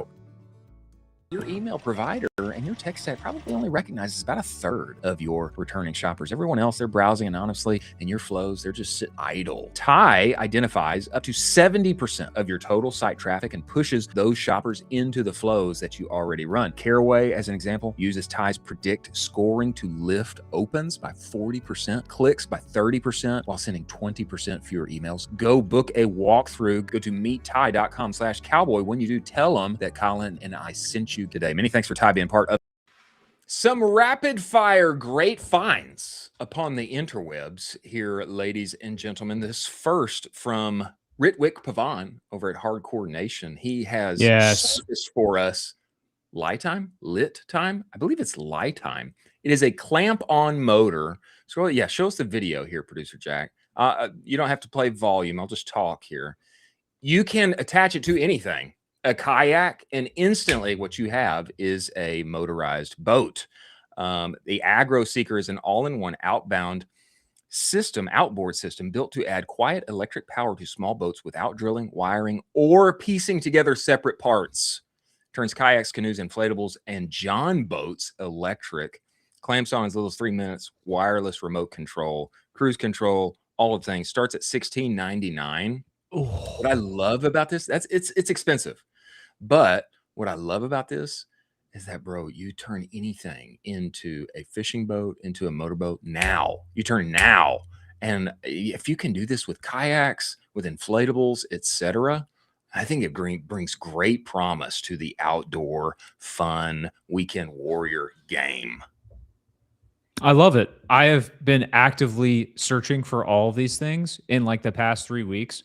Legitimately, I have been actively searching for these things because Nicole has a kayak and I want to do all of the fun motorsports in the world. And so I've just been looking for like the craziest motorsports in the world. I've been looking at e-foils too. You seen those bad boys? Yeah. Yeah, they're just, I mean, it seems like all of the most fun electric things that are on the water are the most expensive things ever. Yeah. So this is awesome. But yeah, it's a price point that is you got to think about it. You definitely got to think about it. You got to think about it. Next, great finds upon the interwebs, Sweet Greens and Fishwife. This collab is now everywhere, going national, methinks. Bring this tweet up for us, producer Jack. Here it is, surfaced here for us by Jonathan Neiman. Sweet Green says, the bowl that's making waves, proud to announce the Sweet Green and Fishwife Summer Niçoise Bowl. I don't know how you pronounce that word. Out now at every Sweet Green nationwide, limited quantity. Get it before it's gone. You get said bowl with the fancy Fishwife tin that everybody wants. A huge win for the Fishwife team. I think this is awesome. I really celebrate this. It's incredible for them to roll out nationwide like this. I think it's great. Yeah, this is also wild that this is coming from the CEO of Sweet Green, by the way. This is who that is. I love this. I think this is incredible. Distribution wins, and Fishwife, an incredible brand. And I love that Sweet Green is making this push anti-slop bowl and more towards like, hey, we're going to be these fun collabs, these special one-off collabs that make and elevate our brand. Yeah. Quickly here, Pokemon trading cards. Someone noticed that there was a Pokemon card drop that wasn't like having a line out the door. And I will just say, I didn't know that. I didn't know that Pokemon was really still cool for a long time. I'm kind of surprised that it's still cool today. But maybe this is an indicator. Maybe they're on the way down. Quickly, your thoughts on this? No, I think it's fine. We should have Zoe Khan back on to talk about this, but Logan Paul is still pulling huge cards for Pokemon, and he's still got like a Pikachu and a Charizard that are worth like $1 million or something each. So I don't think they're slowing down at all. The IP is so powerful. Would they still be that cool if Logan Paul wasn't talking about them? I'm just asking the question. I think so. Yeah, I think so. I just think there's other creators that are talking about them. Apparently, it's not the cartoon, I guess, that's driving all of the relevance anymore. Moving forward, new instant coffee for runners. I want to have this guy on to talk about this. I'm always interested in every coffee product that comes up. It's called CWIC, CWIC, CWIC, instant coffee for runners. Okay, similar-ish to the maple syrup packets. Ryan that we had on to talk about this. Ready to pour packets, formula perfected, boost endurance. I don't know if you're pouring it in something. I just kind of see this as like rip and tear. I think it's interesting. Yeah, you're probably pouring it into like a runner water bottle that you have on your pack. Yeah, I just kind of want to just espresso style. I will say, someone that is trained for running a lot, and I was doing a lot of miles, I couldn't stomach coffee because Really? mid-run, if you try to rip something Oof. like this, Oof. your run's over because something explosion's about to happen. There are some iconic photos of people like finishing marathons with. Yeah. So maybe maybe it's for some people, maybe it's for others, but I could never do this because it wouldn't work for me. I want to talk to this guy because I find it interesting. Last on our great finds, Instagram has a new logo. Vibes. 10 years later or however many years later. You see the old logo here, you see the new logo. I am inclined to say I like the new logo. I like it. I like the new logo. They don't need to change it, but I do like where it's headed. I like a nice little revamp. I like that it's not too crazy. And we need to have someone from Instagram on the show to talk about this. It feels much more 2026 than the old logo, is what I'll say. Yeah, it does. It does. Yeah, the old one does feel a little tired. It feels a little tired. It feels a little, dated. I like the new logo. Coming into this show right now is the one and only Bryan Bumgardner. What? For the Northbeam weather report. He is always viewing all of the stats everywhere, ad spend and more before he comes inside of this show. A word from our sponsors over at Proxima AI and Universal Ads. Play it for us, producer Jack. If your growth is plateauing on search and social, it's time to rethink TV. Universal Ads makes it simple for D2C brands to run TV campaigns designed for performance without the usual mystery of getting involved with television. You get both premium streaming and linear inventory all in the same place, okay? You're reaching net new target audiences outside of the same crowded social feeds. We're all spending our dollars today. There's no hidden markups or fees. Campaign setup and management. It's just like search and social. You get running minutes. TV that's designed that delivers for performance marketers. Go to universalads.com. Use code UA Cowboy. You're going to get $1,500 in matched ad credits. Many thanks for Universal Ads being part of the show. Your buyer data already knows what ad you need to make next. You just can't read it yet. Most brands and marketers brief from instinct. Okay, what's our best performing ad? Let's change a little bit. Proxima changes the input here. Read your conversions against real shoppers across 2,000 plus e-commerce brands. Shows you exactly who's buying, what else they respond to, and where your account has gaps. You just wire up Meta, wire up Shopify. Proxima begins to map every conversion back to a real buyer segment inside the commerce graph. And no longer are you briefing from a blank page. You get a feed of creative briefs. First 3 briefs are going to be free for you every single month. Go to Proxima.ai. Stop the slop. Many thanks for Proxima being part of the show. The one and only Bryan Bumgardner of Northbeam is coming to us for said weather report. It's one of our favorite segments of the week. I'm just going to... report. Oh my gosh. Weather report. It's growing on me. It's growing on me. It's not growing on me.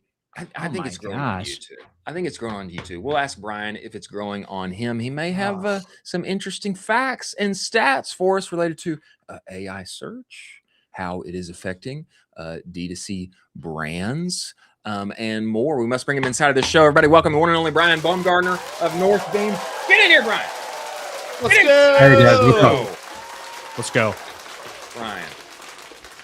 Bryan, thoughts on the intro sound. Thoughts on the intro sound. I dig it, man. It's classic. It's classic. Let's just play it for Colin. Weather report.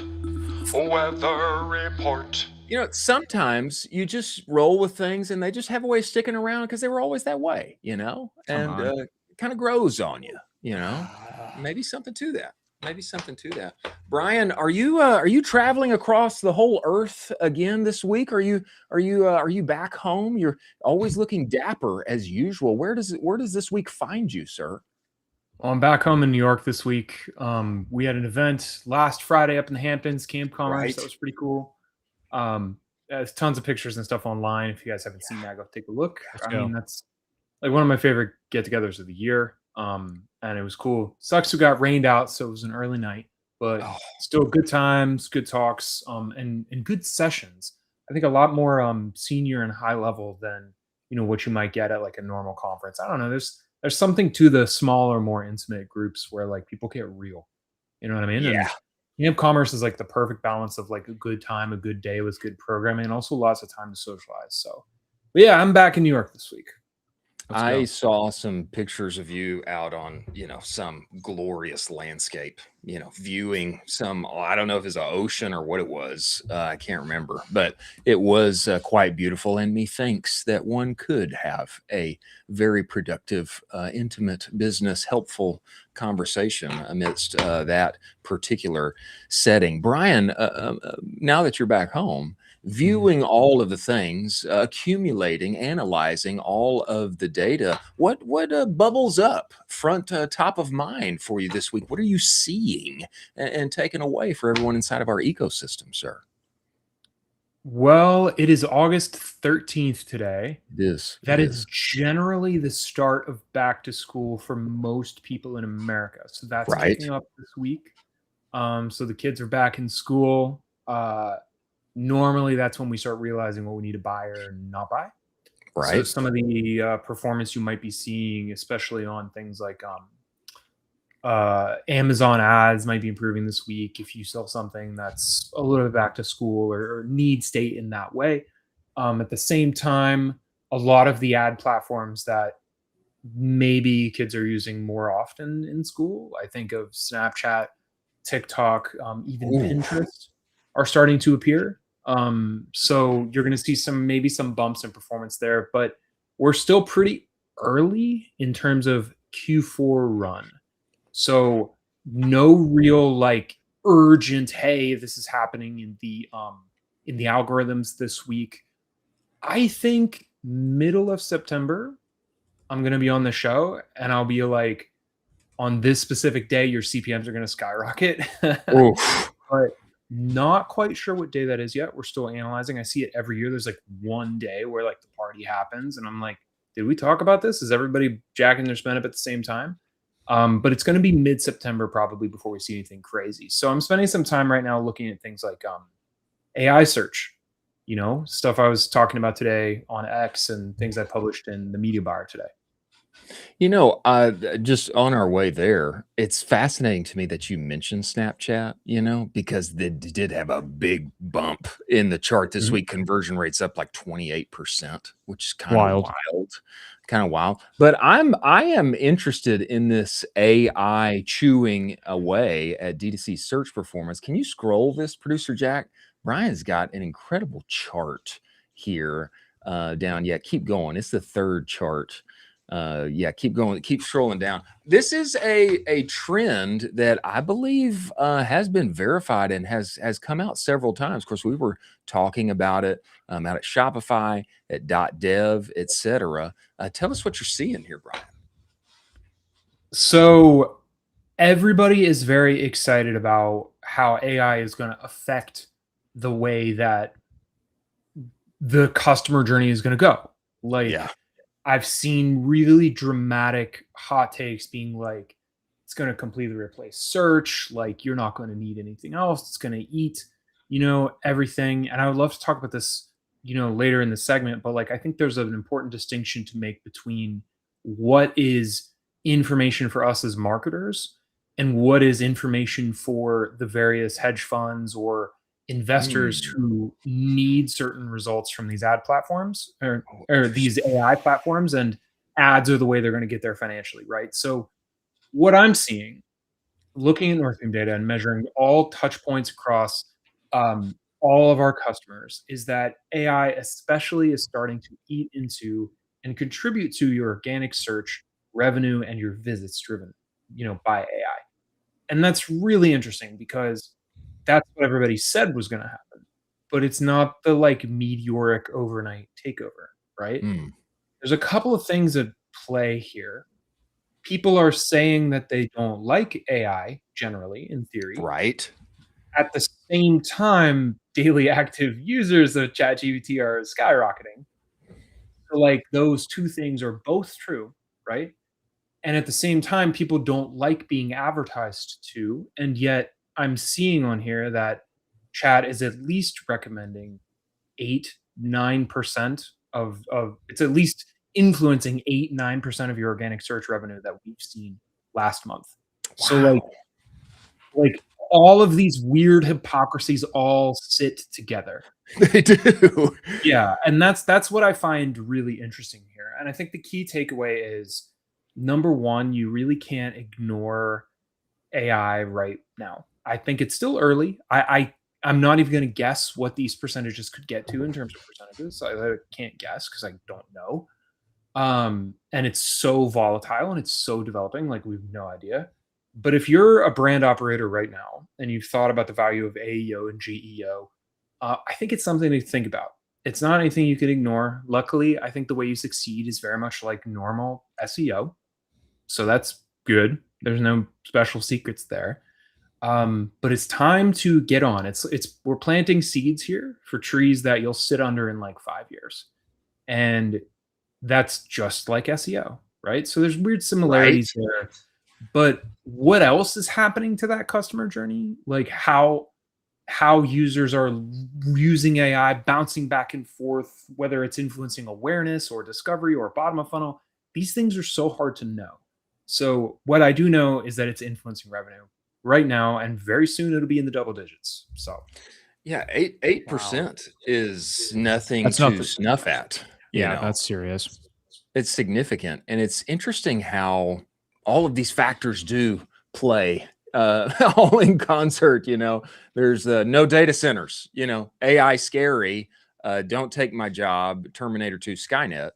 In addition to this ad was made with AI, get it out of my feed. You see those comments online, but at the same time, it's growing usage, and perhaps not the this will replace all search revenue. This will replace all revenue entirely. Everything's going to happen inside of an LLM. Like, we're definitely not there yet, but this rise in this trend, it's significant enough that if people aren't planting the seeds of what really feels like search SEO 2.0 in this kind of revitalized form, if they're not and paying no attention now, then it would become a real problem a couple years down the road here. That very much seems to be the case. It does feel like search 2.0 to me, although I know people would prefer me to say AEO or GEO or AI something EO. It feels like search 2.0 to me in a very real way. Here's what I want to say. And if you're a marketer, like this is for you. Pay attention, right? It's really easy for us to see headlines about AI and make snap judgments about the tool or about the future of it or about whether or not we should be there as marketers. But most of the conversation around AI is actually by and for investors, hedge funds, futurists, people who have a very different motivation for talking about this, right? They're always talking about, should we be using it? Is it right? Is it wrong? Blah, blah, blah. Like, these audiences have a very different perspective and a very different goal than we do as marketers. And so I'll talk to people who will be like, and this is not exclusive to AI, this is many ad platforms, where they'll be like, I don't know, like, should we be advertising on XYZ? Like, I saw their stock price was falling. And I'm like, why does that matter? Right. Why does that matter? What are you talking about? Like, we're not buying stocks here. Like, we're not buying stocks. We're trying to run ads. So don't conflate all these headlines you see about AI with, is the thing actually good for me to advertise on or not? Like, that is the key takeaway here. So if you have Northbeam, you're using it properly, shameless self-plug, whether or not these things are working. You don't have to vibe off of like what headlines you're seeing. So like, if you're testing ChatGPT ads, or you really want to understand where your AI traffic is coming from, you need to really look at your numbers and don't operate off of the fear, uncertainty, and doubt or extreme speculation you might see that's aimed at a completely different audience than you. So this is not just AI. I've seen the same conversation about AppLovin. I've seen the same conversation about Pinterest. Like, we're scientists here, folks. Like, we don't make guesses and judgments. Like, all marketers need to be scientists, and we don't make guesses and judgments off of like anecdotal stories that we hear. We focus on the numbers we get. So it is like search 2.0. I think it's something everyone's got to test and figure out, but you don't have to, or or you don't have to run or avoid these ad placements just because you saw some headline. Like, yeah. Preach, Bryan. Preach, Bryan. Bryan, speaking of that and buying on platforms, I'd love to talk about your week over week spend data, because unlike last week, this week I wasn't entirely depressed when I saw it. I didn't get completely sad and cry in a corner, because it seems like, I'm going to say this, and I know I'm going to hate that I'm going to say this, it seems like Meta is somewhat stable right now. It feels like it. And I'm really excited about what you have with Microsoft and Snapchat right now. Yeah, I think we're in the final stages of the time where you should be testing and trying out these new channels. So, like, you see people kind of pulling back their spend on certain things and cranking up Meta. All other platforms indexes pretty heavily on Amazon. So you're going to see that. Assume that's mostly connected to Amazon, right? And like, you're just going to see this share move as people start to prepare for the fall. Now, does it matter if everybody is putting their ad platforms or their ad spend on one platform or another? No. I know that our favorite thing in the world is to compare ourselves to everybody else, but it's like being in the gym. Don't worry about what they're doing. Worry about what you're doing. Like, that's just it. Everyone's business is different. Everyone's ad performance is different. Everyone's ad stack, their creators, everything is different. So when you're looking at this, it's important to be like, oh, okay, I see like some Meta numbers are going up, but like generally customer acquisition cost is down, and that's good. I've seen the same thing. That's where you stop, right? Now, certain things like these big shifts you might see on AppLovin. Crazy. That's another one I would say, like, yeah, that's another one I would say is maybe boosted a little bit by back to school. I mean, I don't know, college kids like sitting in a 400-person class, like playing Candy Crush, right? Like, yeah, could be, you know, like that kind of thing, right? I love pulling like the macro in here, right? Because we talk about numbers all day long, so I try to like put myself in the heads of users of these platforms, right?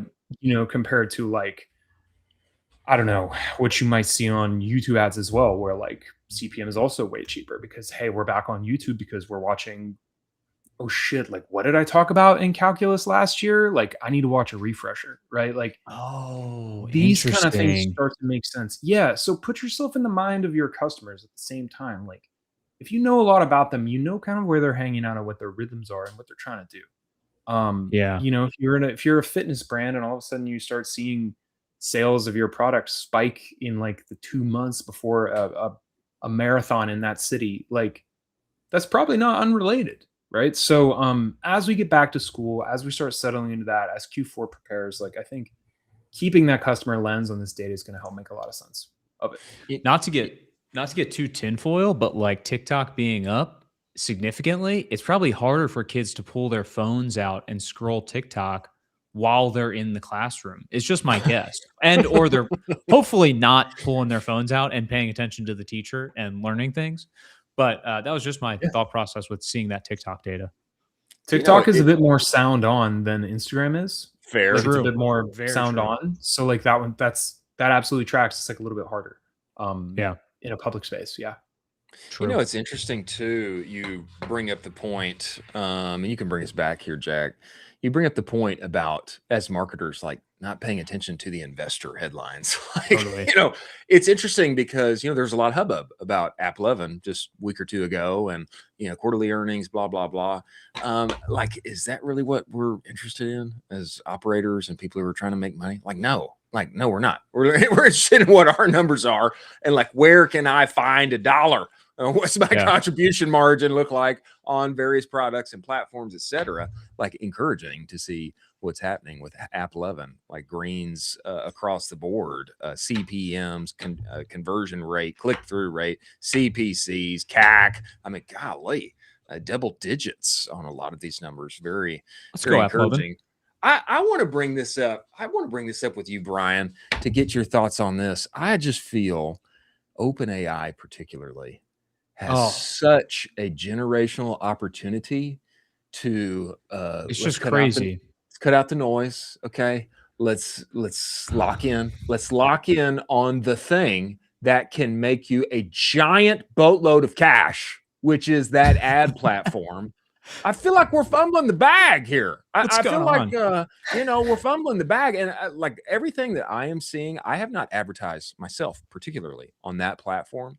Everything I'm seeing is negative. Everything in terms of performance. It's like, guys, like generational op here. If we can get just a few more bright minds to focus on actually making that a winsome interaction, like any platform that will do that, like floods of cash will come in. I actually think X has the right mind here. They are revitalizing her whole ad platform to do this. Like they are serious about it. I can't tell if OpenAI is yet. Well, here's what they need to do. Basically, to remain solvent, they have told us that they need to make $100 billion ad business in 3 years. That is basically like just under 4 years, right? Like to give themselves every possible day of it. Wow. They need to build the best performing ad channel in history in just under 4 years. Oh my. And they also need to win anywhere from 20 to 40% of your ad budget. In order for them to stay operational. Now, yeah. So that's the problem here, right?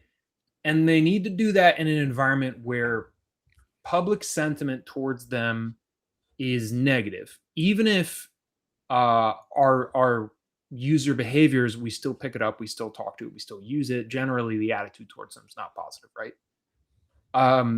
Throw on top of that, we're in a really, really tough economic environment with tariffs, with consumer sentiment is just in the toilet, right? And people are more advertising avoidant than ever.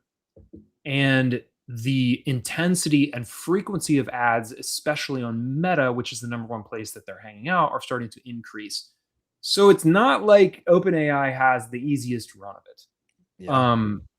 And I just fear that they'll make a lot of decisions based on that short time frame that will end up being more heavy-handed than they probably should be for like a chatbot placed ad placement, right? It took Facebook a decade to become this well-trusted ad platform where people were very comfortable buying ads off of it. OpenAI, and the only way that you win ad share away from Meta is by having a better bottom of funnel than Meta. Yeah. So OpenAI somehow needs to achieve the impossible in just under 4 years in order to hit their own targets, which currently they're missing their own ad revenue targets by 90%. So yeah. And everything I'm saying is linked in the newsletter. You can go and you can read it. It's from them. Okay. So that makes me be like, how in the hell are they going to do this? Oh, wow. Like, I just don't know.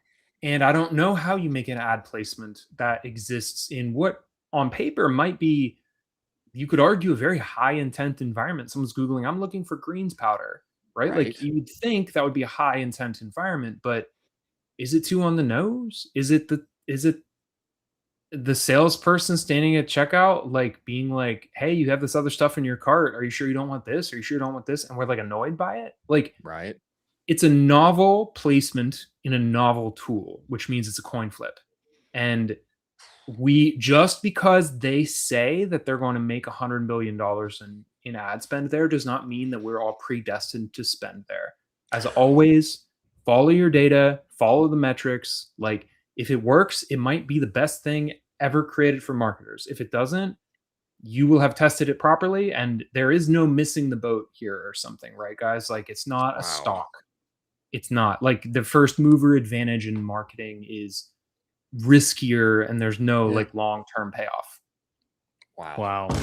Bryan, I also think you have a more controversial take that is not involving AI. It's not involving Meta. It's not involving OpenAI, AppLovin, any of the things. And you said it today, and I need you to defend it because I disagree with it so much. You said this morning. coffee is such an inferior stimulant. What's going on here? Because I love my coffee, and apparently you're anti-coffee these days. What's going on here? Listen, Strong words. Strong words. A lot of the people who love coffee love the ritual, and that is undeniable. A ritual in the morning is like, I strongly approve of this. Like, it's the best way to make sure your day is going to go the way you want. But I've tried coffee so many times. I've worked it in and out of my daily routine, and I just get the jitters, man. And then like right around 2 p.m., like an hour ago, I'm like laying on the couch. I'm like, I'm going to fall asleep. And I'm like, I love yerba mate a lot. I see where you're going with this, Bryan. I see you. Yeah, I had a family friend introduce it to me right before I started grad school, and I was like, "This is some weird looking tea, but okay." Yeah. And then I don't know, I just love it. It's very heady. It's very makes you want to talk. It makes me very much better at speaking and creative, and there's no crash. So that's my like plug, and that's why I have the gourd emoji in my Let's go. my Twitter bio. Yeah. Let's go. I always wondered what that thing was about. I love it, man. I drink it all the time. You're full on gourd metal spoon, like you're doing the thing. The gourd, the bombilla, the whole thing. Sometimes I'll put it in a French press. You can also you can buy it in stores. A really interesting business called Guayaki that's been around for a really long time. Yeah, they've been around for like something like 22 years, but really cool business case. They just hired a new head of revenue from a I can't remember the guy's name. It's from another holding company that does a lot of CPG. So that's going to be a really interesting business case here in a couple of years, because they've changed the branding around. All of a sudden, I start seeing them in more stores. They're playing with flavors and sizes and calorie counts. So if you're in CPG, go check out Guayaki. They're based in Sebastopol, California. Very cool little business that you should check out. And they're really introducing yerba mate to Americans, I feel like. Well, and they got special sauce, and I have had their product. Now that I look at this, Colin, because we covered top 10 tea beverages, canned tea beverages, like who's growing, who's not, etc. Guayaki, fastest growing tea canned. I think they were the only one in double digits year over year. They were. Yeah. And that's in concert with, the Arizona iced teas of the world, who had the top spot, etc. They got some sauce. I have to say, for me, Bryan. Here we go. Right now, my drink of choice is this bad boy. Look at that. Oh, that's A&W Ghost, baby. The A&W Ghost collab. Oh man. And let me tell you, the mouthfeel, the taste. It's an not A&W. just the taste, the mouthfeel. It's the mouthfeel. It's crazy. It's kind of like extra foamy. It's that. I don't know how to describe that. Yeah. I don't know how they did that. I don't know what magic they put in here. But to talk about like liquefied gold, golly, they just took like Ghost took their magic and then just somehow made it A&W. And when it hits the lips, I'm telling you, when it hits the lips, you're juiced. You're juiced. I'm gonna check it out, man. Yeah, might be time. Bryan, we appreciate you making the time to join us. Everybody should go and subscribe to Bryan's newsletter. Comes out every week, themediabuyer.northbeam.io. If you want to win on the interwebs, go and subscribe. Be a scientist. And Bryan, a particular bar from you this week. In God we trust. Everyone else must bring the data. Everyone else must bring the data. Be a scientist. Be like Bryan. Go talk and work with Northbeam. Be a scaler, a knower of ball. Bryan, we appreciate you making the time to join us. Look forward to having you back, man. Thank you, brother. Thanks a lot, guys. I'll see you next week.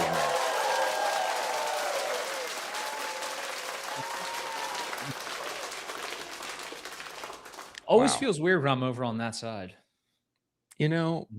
I actually kind of liked it a little bit. Switch it, Jack. Let's see what's up, Jack. Let's just see how it feels. Whoa. It feels a little odd to me now. Honestly, I feel a little strange. I'm Chris Hall. I feel a little strange. I am Colin Dougherty. I am very good looking.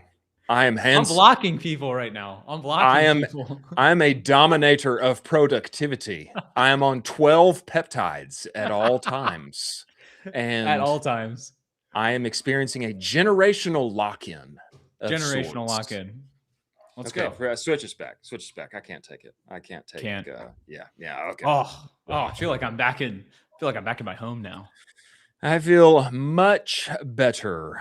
Moving forward to little closing time, some words of wisdom. Let's do it. I believe here, Producer Jack, we are at it's Universal Ads time, is it not? Or have we already spoken of the one and only Universal Ads? I do not know that we intelligence. It's time for intelligence, ladies and gentlemen. Moving forward to our closing time, let us talk of Sati and intelligence. Play it for us, Producer Jack. What is the next big idea that could change your business? Is it a price change, adding subscriptions, maybe a new bundle, strategy, or an app? Discovering and testing those high growth opportunities is exactly why Intelligence exists. It's an AI-powered testing platform, helps you find the changes worth making. If you're looking for your next big idea, they have you covered. Go to intelligence.io/audit. In just a few minutes, you're going to have 3 ideas that you can test today. Totally free, AI-powered audit. Go talk with Intelligence. Get the next new big idea for your business. Many thanks for Intelligence being part of the show. Someone asked how long it takes before an affiliate program starts paying for itself. Would you know the answer? You may not. Most brand operators don't, and that's exactly what our friends at Sati are tackling on August 20th. They're hosting a live session with an affiliate consultant, built programs for e-com brands over a decade, hitting 10K per month in affiliate revenue in under 4 months. On this call, she is going to be walking through the exact playbook behind that number, budget, timeline, roster size, etc., the whole thing. If you stick around after, there's a live Q&A. Bring your program's directors specifically, plus every attendee walks away with a resource to keep going. After the call ends, it is Thursday, August 20th coming up. Go grab your spot, talk with the Sati team. Many thanks for them being part of the show. First word of wisdom here, ladies and gentlemen, is that you need to try this collab from Ghost. Delicious. This A&W, I'm telling you, it's on another level. I taste here, 1 sip. Everybody knows the rules. A little sip. Oh, what is root that, beer. Chris? What is that? That's an A&W root beer. It's the delicious. Taste, the mouth feel, all of it. It's like I just had an A&W. And here's the best part. Love. I still got all of Ghost's magic that they put inside of this thing. It is my favorite energy drink. It is. And I still get that. Makes me feel incredible when I drink them. Yes. Now I'm drinking it. It's A&W. I don't know what happened. How did that happen? I'm not sure. But Delicious this collab, I hope they keep this one around. Probably limited edition. Maybe. It's going to be a limited edition, yeah, but they really should keep it around. Maybe more drops. Couple more drops. This was a masterpiece, ladies and gentlemen. Yes. 10 out of 10. Run, don't walk. It's probably already sold out, to be honest. I think it's sold out. I feel a little. It's almost like I'm taunting everyone who didn't get in on the drop. You're floating. Well, all I can do at this point is enjoy on your behalf. That's fair. I have been. I have been. Woo! Makes me feel incredible. Big congrats to the Ghost team on another perfectly executed, delicious flavor. Incredible. And cheers to everyone on the Ghost team. Thank you, and keeping us fired up and wired up. For everyone inside of consumer and e-commerce to be on the ball, knowing ball, ready, implementing, signaling what is working now and next in e-commerce. Let's go. Cheers. Closing time words of wisdom. UGC controversy. This was an interesting one. I don't think you have seen this. This comes to us from Lauren Labeled. And an operator, an agency inside of our space, they're always making ads, UGC ads, particularly TikTok focused, okay? To get the full context of what Lauren, one of the Laurens, is talking about here, we got to scroll down, Producer Jack, and show the good people what she is quote tweeting, okay? Somebody was talking about the capabilities of a certain AI, use case, model, etc. And they produced a very, winsome ad. Why don't you play it for us a little bit here, Producer Jack? Just scroll down and just play that for us a little bit. Can you give us a little sound? What is the #1 ingredient in most chocolate bars? I'll give you a hint. It is not cacao. Okay, that's good. This is a cacao bar. Is this AI? Okay, well, hold on. Now let's go back to Lauren. Let's go back to Lauren Labeled. Lauren Labeled says, stealing an ad exactly and swapping the face and voice with AI is not 100% automated or AI UGC. Everyone just logs on this lap to lie. Woo! Woo! Whoa, bold words. Okay, this is the original ad. I don't know how she would have it unless it was from her. Okay, so methinks that they produced this. That is my guess. Okay, but let's play the original, and you be the judge. What is the #1 ingredient in most chocolate bars? I'll give you a hint. It is not cacao. This this it's is the where same chocolate thing. comes from. This fruit started off as medicine. Okay, and you can turn the volume off here, producer Jack. The first one I showed you from the quote tweet that she's quoting, that was AI. That was AI. This one is the real one. Can I see the AI one again? I have to say the AI one looks so real. Well, it's the audio. It's the audio where Can I see it again? Can I see the audio? Play the audio on this one again, producer Jack. This fruit started off as medicine, and it's one of the most powerful plants that ancient cultures It's still had really access good. to. Cacao it is. 40 times more antioxidants than blueberries. It is has an incredible. Some of the highest magnesium out of all plant foods, and it naturally boosts your serotonin and dopamine. Okay, all right. Now that one was a little bit of a bad one. But it's really good. Now play this one again, producer Jack. Just where it is, just volume on. Pod. This is where chocolate comes from. This fruit started off as medicine, and it's one of the most powerful plants that ancient cultures had access to. Cacao contains 40 times more antioxidants than blueberries. It has some of the highest magnesium. So you get the point. You get the point here. The point that she's making, I think she's quote tweeting someone who was saying like, hey, 100% automated UGC, all the things, AI UGC. Lauren's point is like, hey, you took my ad, if it is her ad, which I think that it is. You took it and you just swapped the faces. Man, you changed the audio. We made a great ad, and then, you added some AI on top and swapped the faces. Of course, it's a great ad. We made a great ad. I will say, the AI version of this, of course, it looks like they're working from an incredible base. Okay. The AI version of this was pretty incredible. It was, but watching them side by side, I prefer the original article, the real McCoy. It's something about the audio that still you can pick up if you're listening closely. Because she's using a DJI mic. You can see it clipped on her lapel there, or just the collar there. But yeah, she's using a DJI mic, so you hear the audio come through like someone is talking into a mic directly. This style, and it's high quality. The thing is, the first ad, I didn't even know that was AI. Yeah, you couldn't tell unless they were side by side, right? If you told me, if you swapped those and you told me and you were like, hey, which one? I'd be like, I don't know. I just don't know. I don't know which one is which, because that's how good AI is getting. This is crazy. I also don't know. So I don't know the enforcement here. Is there legal precedent here? I don't know. It's the Wild West. We need a sheriff to come in, Bustem style, for ads, for ad theft. It's also illegal. Wow. Yeah. Fraser says, he says not only illegal, but absolutely hilarious. So I guess there is some precedent here where you can report this and then basically pull it down.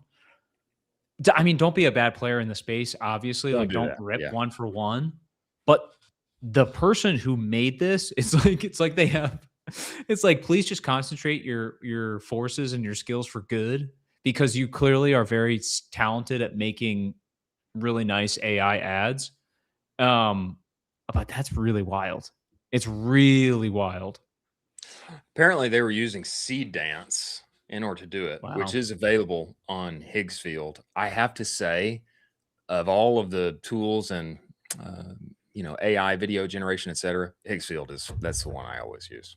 I do. Yeah, I do, because it's just so good. It's all right there. They got the templates and they got the things. It is. It's a great, it's a great tool. But don't do the bad things. Don't steal. Don't steal the ads. Don't get yourself in trouble. Yeah. Ecom is the Wild West. And it is, good on Lauren for calling this out, especially if it was her own ad. If she made this, good on her for calling it out. But wild how good Sea Dance and, the employers and users of said tools are wild. It's incredible. Moving forward here, Grokbot. I am interested in.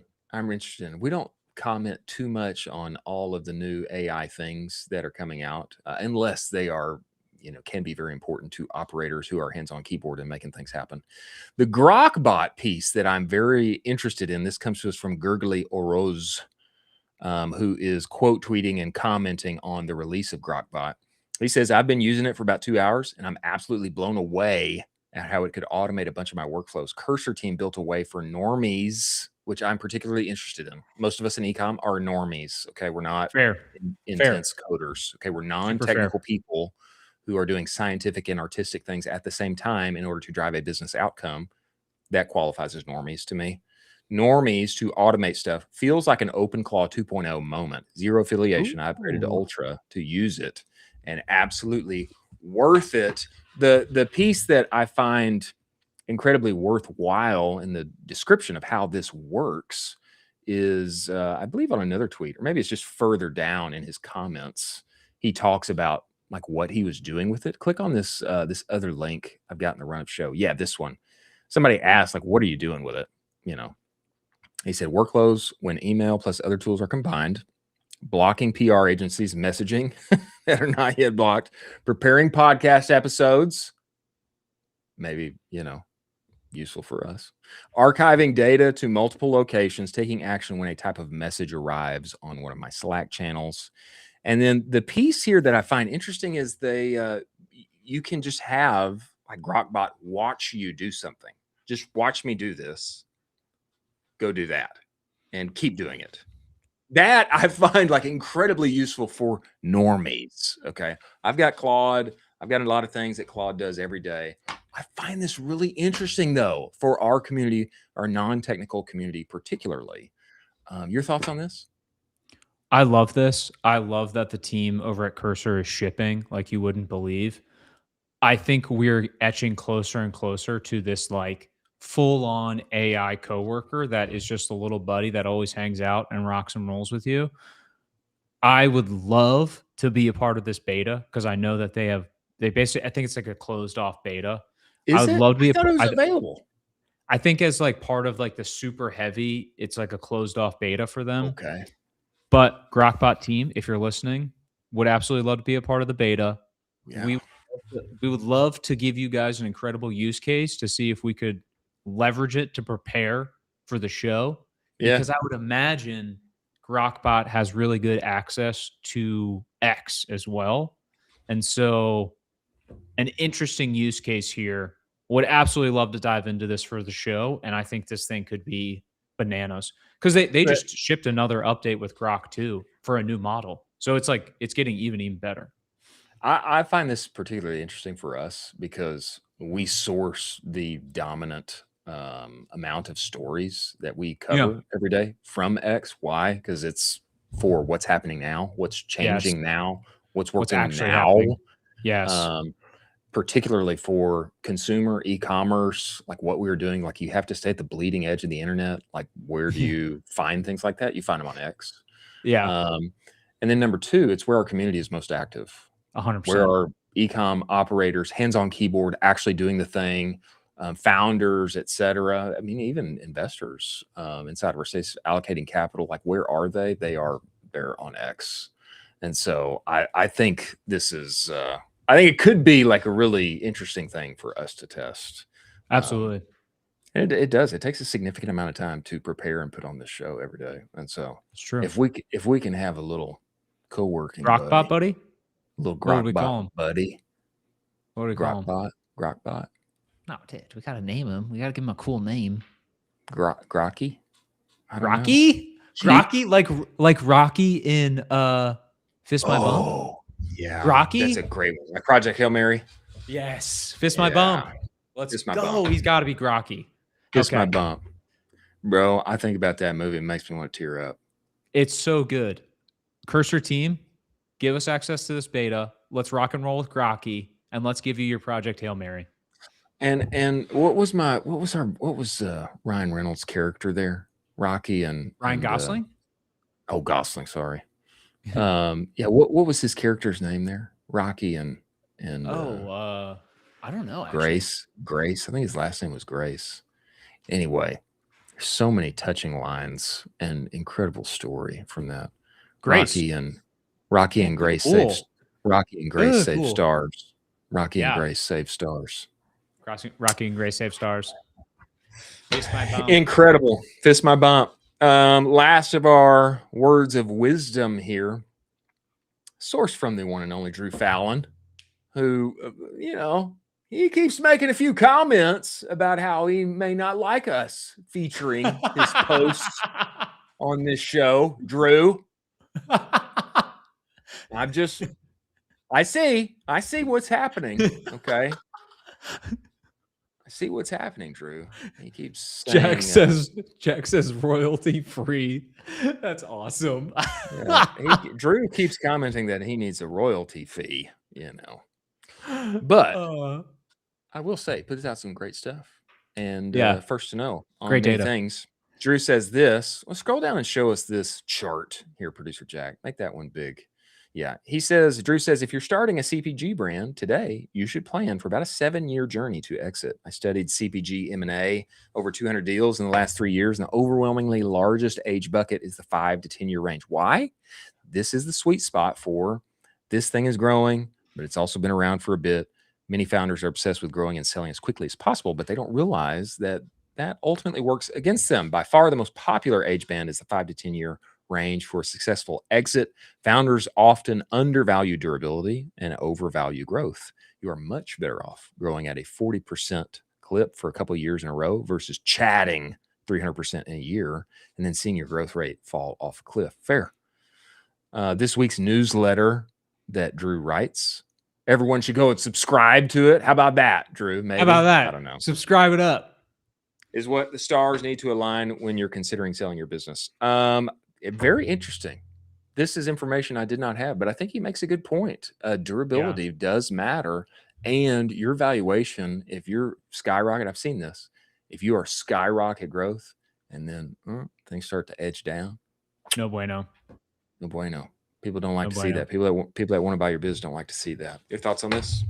So hilarious. Jason Panzer had the funniest comment in this entire thread, which was basically just like, the best business is the one that you don't ever have to sell, like me. Yeah. It's kind of like a flex where it's like, yes, this is so true. CPG exit timeline is extremely accurate and all of that. But also, like, there is some truth to, you can build a sustainable business that you'd never have to sell, and it's just a beast. And I think Jason is planning on doing that. I don't think he ever really wants to sell the business. And it's like, this is an option. This is just one lane, and there's other lanes you can sell. And why not build a business that you never want to sell? Mm-hmm. One that you just enjoy running. Mm-hmm. Why not do that? Yeah. Moving forward to our moment of zen as we close out this show, ladies and gentlemen, before we get there, a word from our sponsors over at Rich Panel. Play it for us, producer Jack.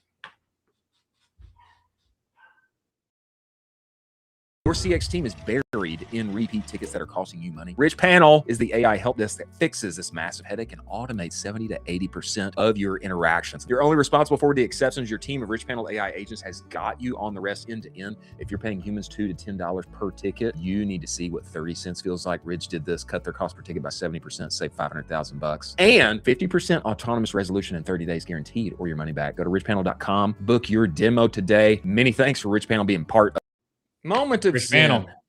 Exiting this show, ladies and gentlemen, we have a tweet I would like you to just take in and consider. Oh my gosh. Brooke LeBlanc over at Corgi.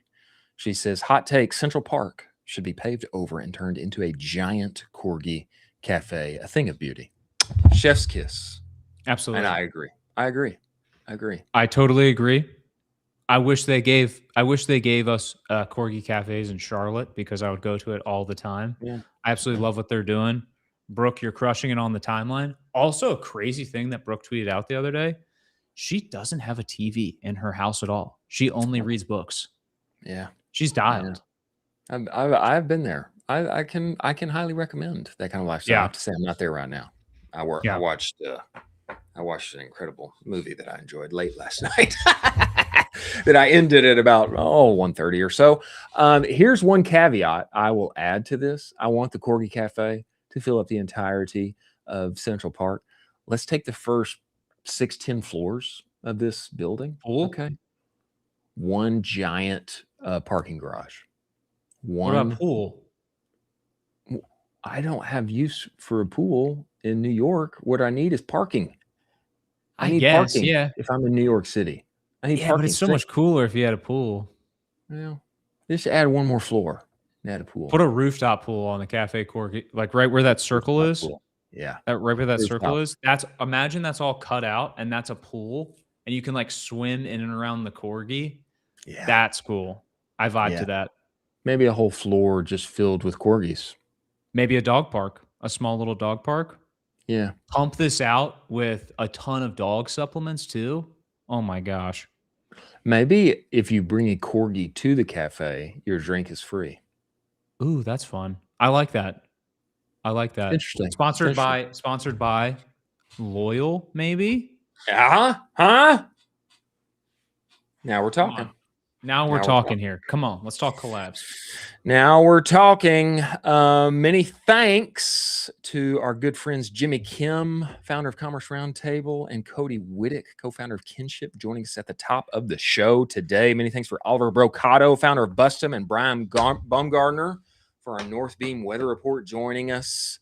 Many thanks to Slash, Rich Panel Intelligence, Northbeam, Seguno, Postscript, Rocked, Aftersale, Sati, Proxima, Universal Ads, Tie, Trend Track, Propel, and more for making this show possible. Thank you for joining us. We will not be here tomorrow, but we do have a greatest hits compilation prepared for you, some banger interviews.